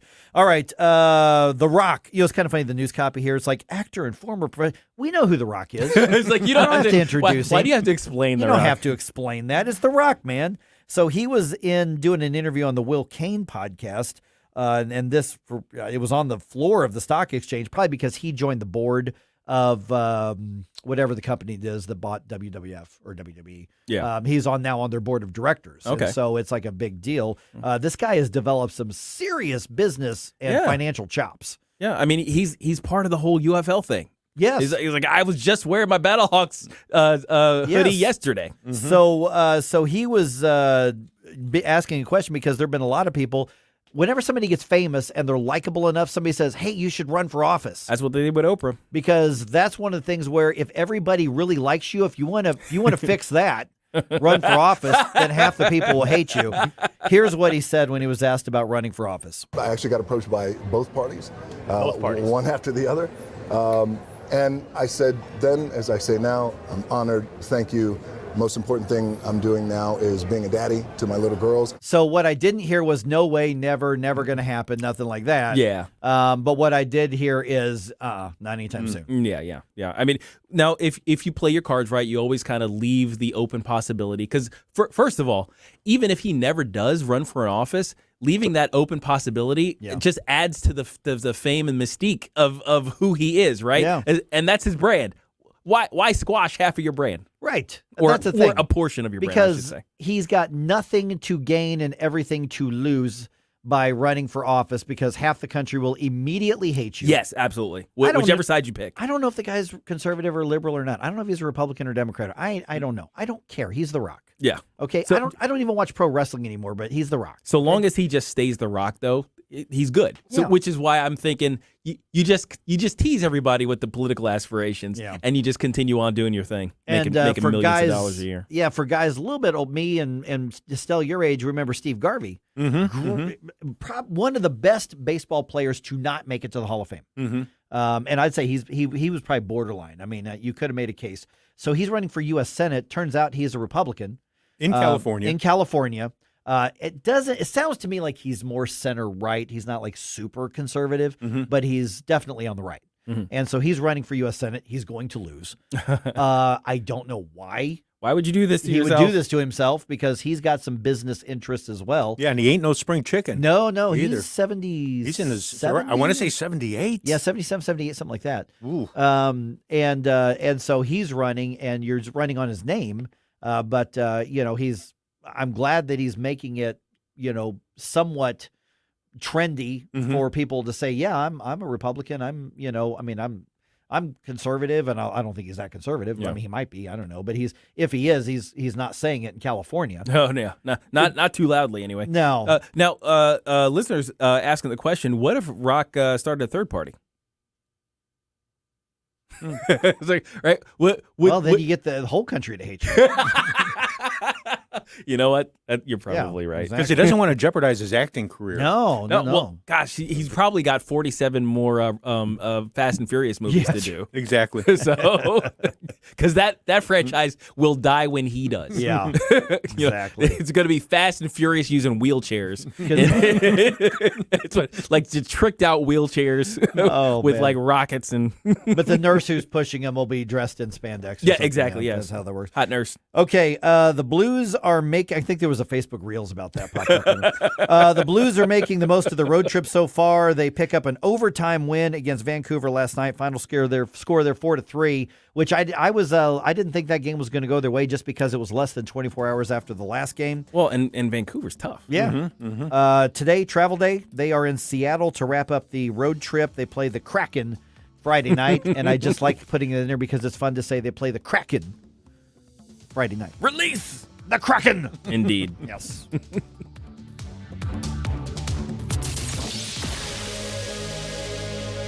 From the Michaels Flooring Outlet Weather Center. Another morning of thick fog. Dense fog advisories in effect until noon. There could be big changes in visibility over very short distances out there this morning. Be careful. Some steady rain will knock that fog down into the midday and afternoon hours. Today's high at about 47. Showers taper off around evening rush time, but once that happens, fog could redevelop this evening and tonight, down to 39 for the overnight low. Friday's forecast is dry, but still cloudy, patchy morning fog. That's your First Alert forecast. I'm meteorologist Matt Chambers. Fox News commentary. A California woman was arrested for jacking Stanley Cups worth nearly $2,500. I'm Tommy Lahren. More next. Attorney Joe Cordell. Business owners and professionals face special challenges in divorce court. In addition to everything else going on, they have to contend with allegations that they are earning more than they are, coupled with claims on their business or practice itself. Clients with assets depend on their divorce lawyer's skills in these matters, and that's why it's so important to hire someone that has those skills. The choice of a lawyer is an important decision and should not be based solely upon advertisements. 600 Kelwood Parkway, Suite 310, Town and Country, Missouri, 63017. CordellCordell.com. Not get the obsession with the Stanley Cup tumblers, not the black ones or the gray ones or the pink ones. So it goes without saying that I was stunned to learn that a California woman was willing to commit a crime to get her hands on 65 of them. Yeah, a 23-year-old Stanley enthusiast was caught with a car full of the stolen coveted cups, estimated to be worth nearly $2,500. So in response, the Roseville Police Department posted to its Facebook page, quote, "While Stanley quenchers are all the rage, we strongly advise against turning to crime to fulfill your hydration habits." I don't know what's more shocking, the fact that she was willing to commit a crime over some tumblers, or the fact that these tumblers are worth that much, because they are, after all, just tumblers with built-in straws. You know, I swear the world has gone mad. In the 90s, it was Beanie Babies, then toilet paper took the top spot in 2020, and now people are going mad over cups and tumblers. I'm Tommy Lahren, and you can watch my show Tommy Lahren is Fearless at Outkick.com. Hey, it's Tony Colombo. The new year is upon us, and the cleaning pros at Zero Res are starting things off with a bang with what I think is their best offer ever. Book a cleaning in January and mention the Colombo special, and you'll get 3 rooms of carpet cleaned starting at just $119, plus you can take $50 off an air duct cleaning. We trust Zero Res with our home, and after you take advantage of this amazing special, you will too. Just remember to mention the Colombo special when you call 314-474-2020 or book online at ZeroResSTL.com. I like supporting local companies that give back to the community. For more than 40 years, Vincent's Jewelers has helped raise more than $1.5 million for local charities. So I'm personally asking that when you're shopping for jewelry, give Vincent's a chance. And in turn, Vincent's will give even more to our community. On Olive, just east of 270. New specials every day on VincentsJewelers.com or Vincent's Facebook.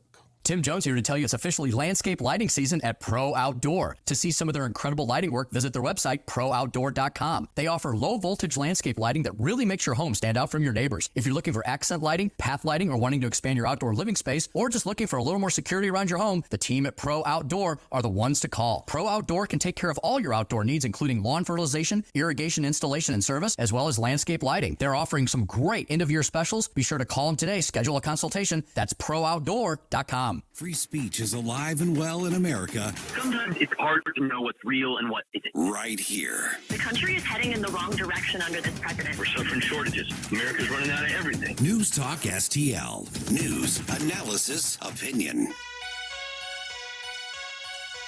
Hi, it's Randy Tobler here. Pour a big cup of coffee and catch my show every Saturday morning from 6 to 9. Right now, it's back to Mike Ferguson in the morning here on News Talk STL.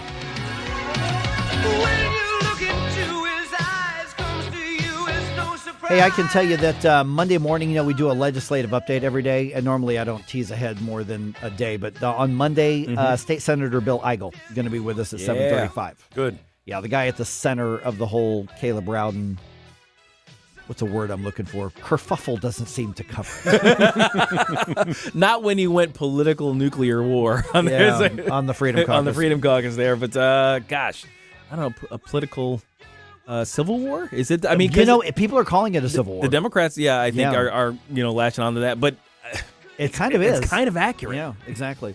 And conservatives around the country are taking note of this. Yes. So tread lightly, Caleb. It's becoming a national story, It really isn't it? is. Yeah. Or maybe an uncivil war. The uncivil war. There you go. So. Okay, it is 8:39 right now. You know who we should look to for direction when it comes to improving businesses in the area, private sector businesses. You know who we should go to for advice. It's like Thomas Sowell, right? Or somebody like that? I mean, yeah, if you want to. Okay. All right. You know, no, I'm thinking, of course, Sam Page. Oh, yeah. Well, geez, why didn't I think of that? I mean, I don't know what you're thinking of. Clearly outperforming Thomas Right. Sowell in his analysis. I'm sorry. I couldn't Oh, hold it goodness. together on that Yeah. one. That was a bit, guys. Okay, here's where this comes from is Sam Page's office released the results of a study that he commissioned the county to do and pay for. Okay, yes. By the way, full studies, they are not always cheap. No. This is probably a $250,000 study.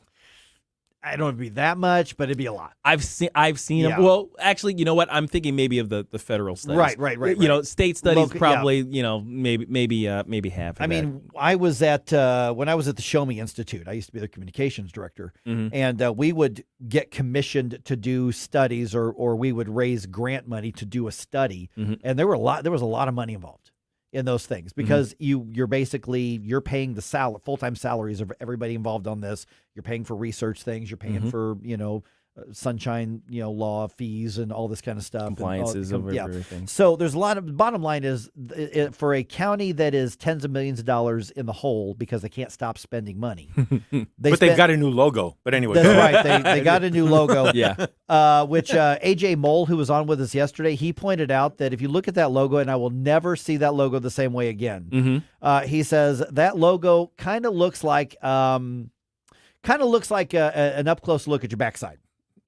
Oh, did he? You will never see that logo the same way. You look at that logo. Oh, no. And I'm like, you know what? Come to think of it, it does kind of look like There it kind is. of look like that. And I don't think there's a polite, even legal way for me to say it that will not get me in trouble here.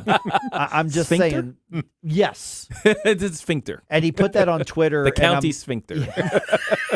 I saw that and I'm like, damn it, AJ, I will never see that the same way again. Once you see it, you can't unsee it. All right. So the county that will spend a lot of money on this, they spent money on this this disparity study that examined the disparities in the construction and trades businesses in St. Louis County. Yes, because that's building on the premise that all disparities are bad, right, and therefore must be addressed. So we must have the number of minority workers in this particular industry to at least match, if not exceed, the demographics of the county or the region. And that would include women. So one of the things this 227-page report found. It's a lot of pages. This is one of the disparities that we're talking about here. Is they lament the fact that 95% of jobs in the construction workforce in the St. Louis area are men. Well, I mean, yeah. You think? Well, here's the thing. If you go into a room with 10 women in it, how many of those women would say, "Oh yeah, I'd love a construction job"? Yeah, yes. I have a feeling the 5% who are in that, either they may absolutely love that idea of doing construction or trades or whatever the case is, but there's probably some others that are going, "How did I get here?" Yeah, yeah. They're the ones holding that gigantic stop sign on a stick, and they're waving you on. True. Every single time. I mean, that bridge. Remember when we were back at the old office, and I would come home on it wasn't Manchester. There was it Shoto.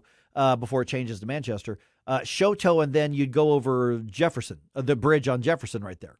And that's the thing. They were doing a bunch of construction. They were widening the lane, putting in a new turn lane and all that kind of stuff. Almost always the person who was doing the stop and go, that was almost always the one female on the construction crew. Every single time. Yeah. Hey, but look, you know what I've noticed? They never do studies on where the professions where women are the dominant percentage. Disparity is a big disparity. Like, for instance, school psychologists. There's 90.4% of school psychologists are women, and that's a high paying job. Their average salary is we up. need to do something about that. That's clearly a disparity. Right. It's a clearly it must be true that you have to get a dude who wants to sit in a school and listen to teenagers complain about the problems. Right.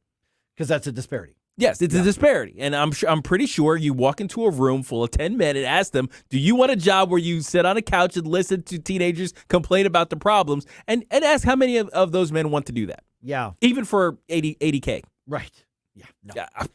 You couldn't pay me. You could triple my current salary, and I would not do that.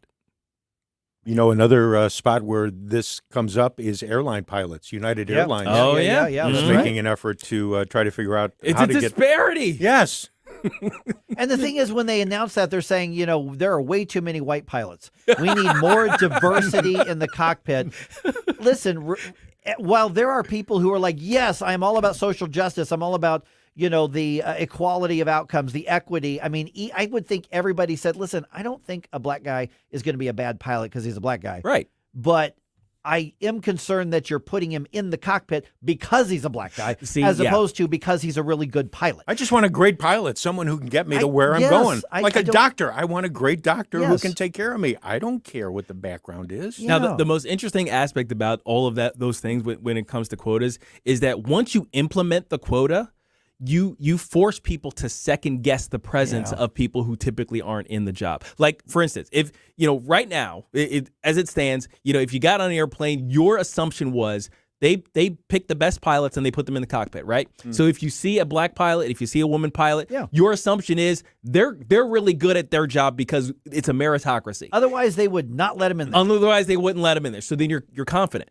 If they announce, however, we're going to force the issue, we're going to make sure that we're at 50% or we're at this percentage or whatever. Now I have a reason to ask the question, did they choose this person because they're good or because they meet the quota? Yeah. And once you introduce that question, you invalidate all the good people who got into their positions because they deserved it. I know because people have looked at me in that certain way. And, I don't want to bring up my SAT scores. I don't want to bring up my various academic accolades. From MIT. I don't want to bring up my IQ tests and things like. Well, even just getting into MIT, there was a question. Are you here because of this or because of that? Now, this was prior to MIT becoming really, really steeped in some of these things. So there was ample reason to believe I was there on merit.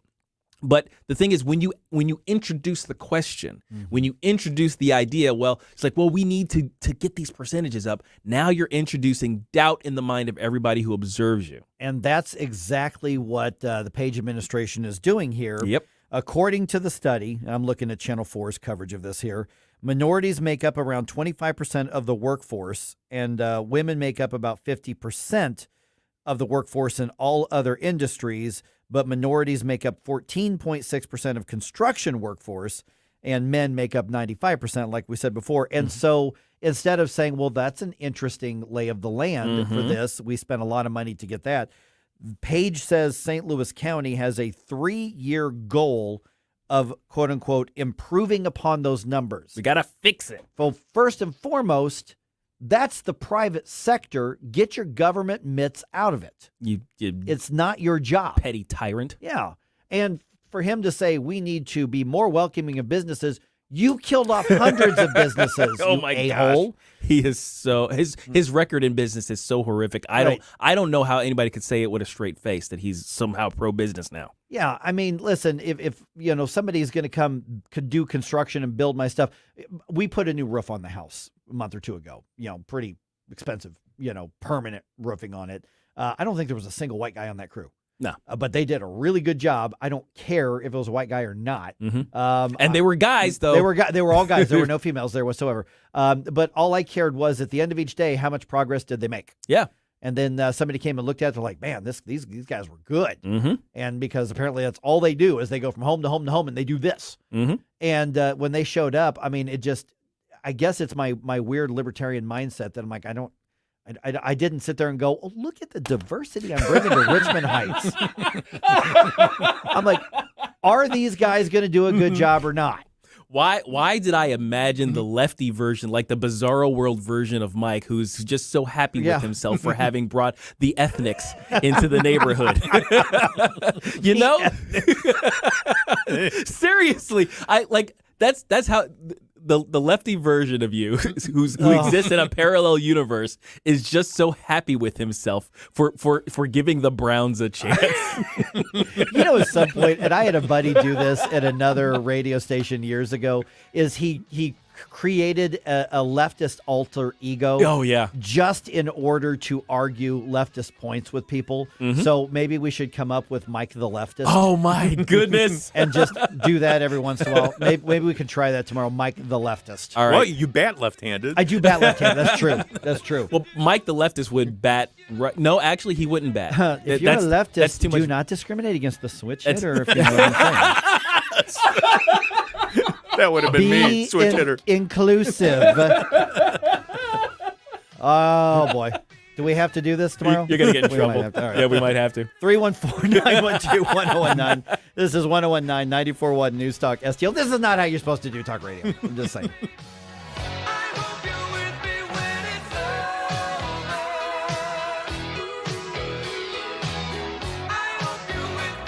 Like and subscribe to us on Rumble. News Talk STL.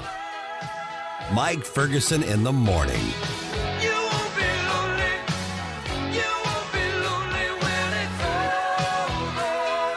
Hey, Tony Colombo here for Gutter Pros. When Christine and I bought our new house, we knew the gutters were an issue, and after meeting the Gutter Pros team, we knew that they were right for us.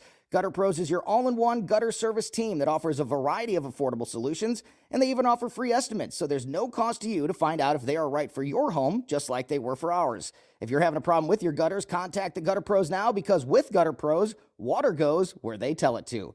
Call them at 314-656-7195 or visit gutterpros.com. Mike Ferguson here. Retirement should be a time you can relax. No more stress from work. But there's one thing you can't forget about when retiring. That's your money. Do you have enough saved to fund your income for life and keep up with inflation? How will you claim your Social Security benefits? And what about long-term care?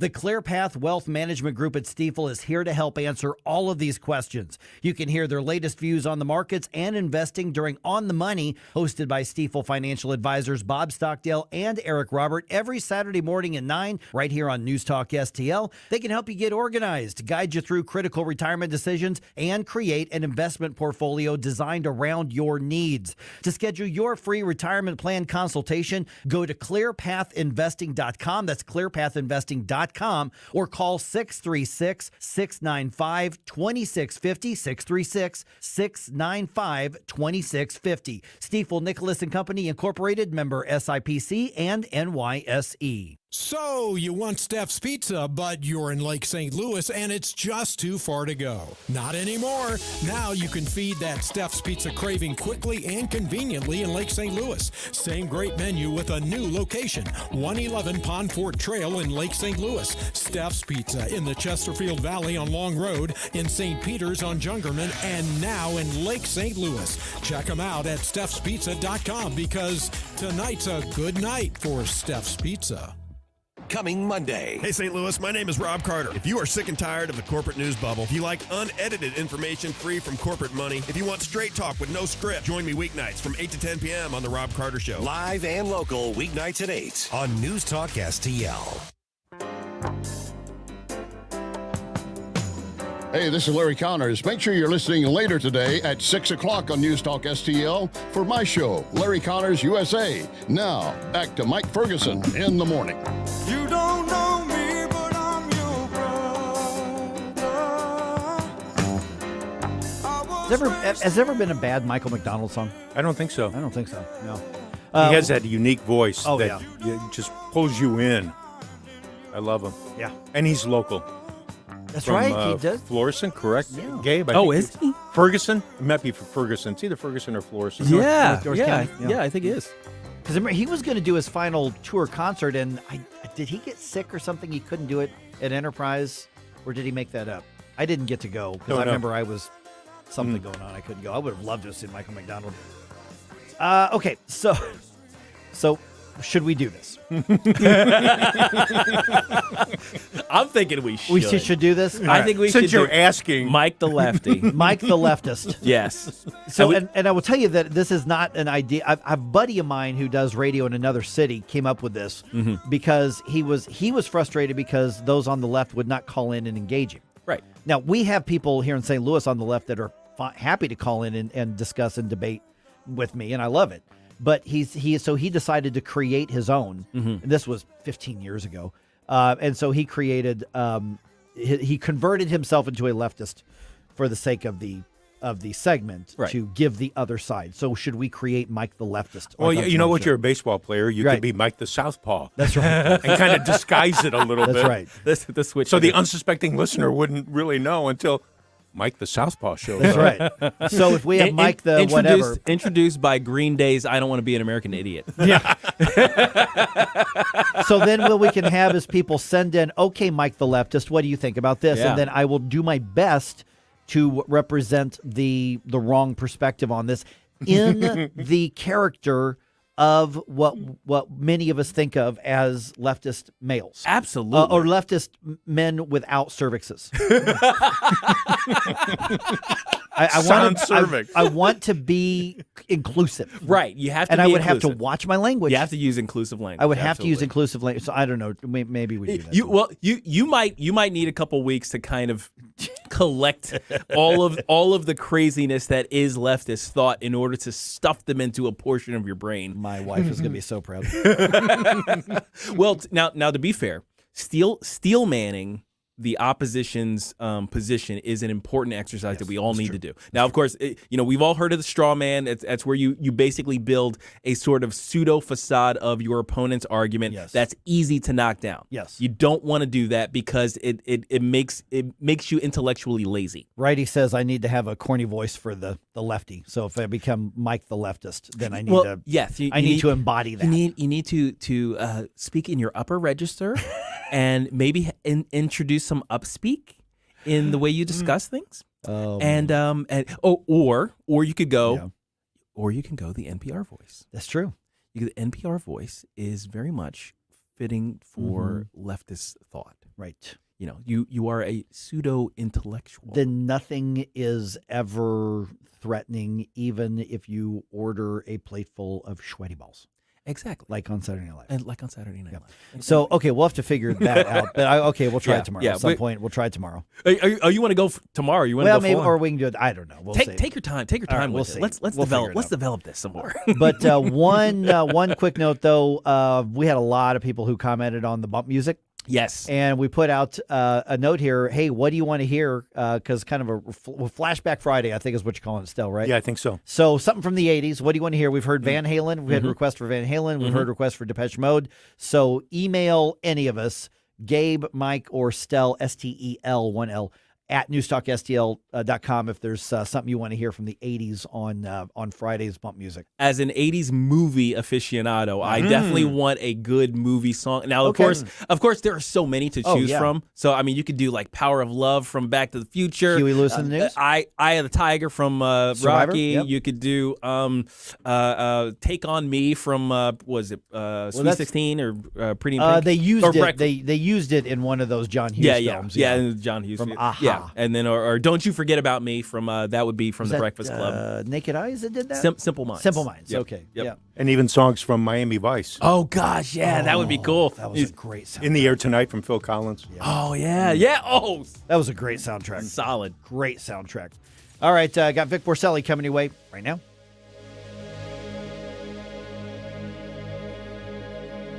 Do you have a car sitting around you want to get rid of? Then here's a great idea. Donate your car and help veterans and their families. Yes, one fast call to the Veteran Car Donation Program and we'll come and remove your car for free. Fast, free towing, and 24-hour response. You can donate most cars, trucks, or SUVs in most conditions. The proceeds raised goes to help active military, veterans, and their families, and you get a tax deduction. All you need to do is make this free call. Get rid of that old car and help the vets. We make it easy. Make this free call now and book your fast and easy pickup. Call the Veteran Donation Program now. Donate your car and help veterans and their families. Operators are standing by. Here's the number: 800-925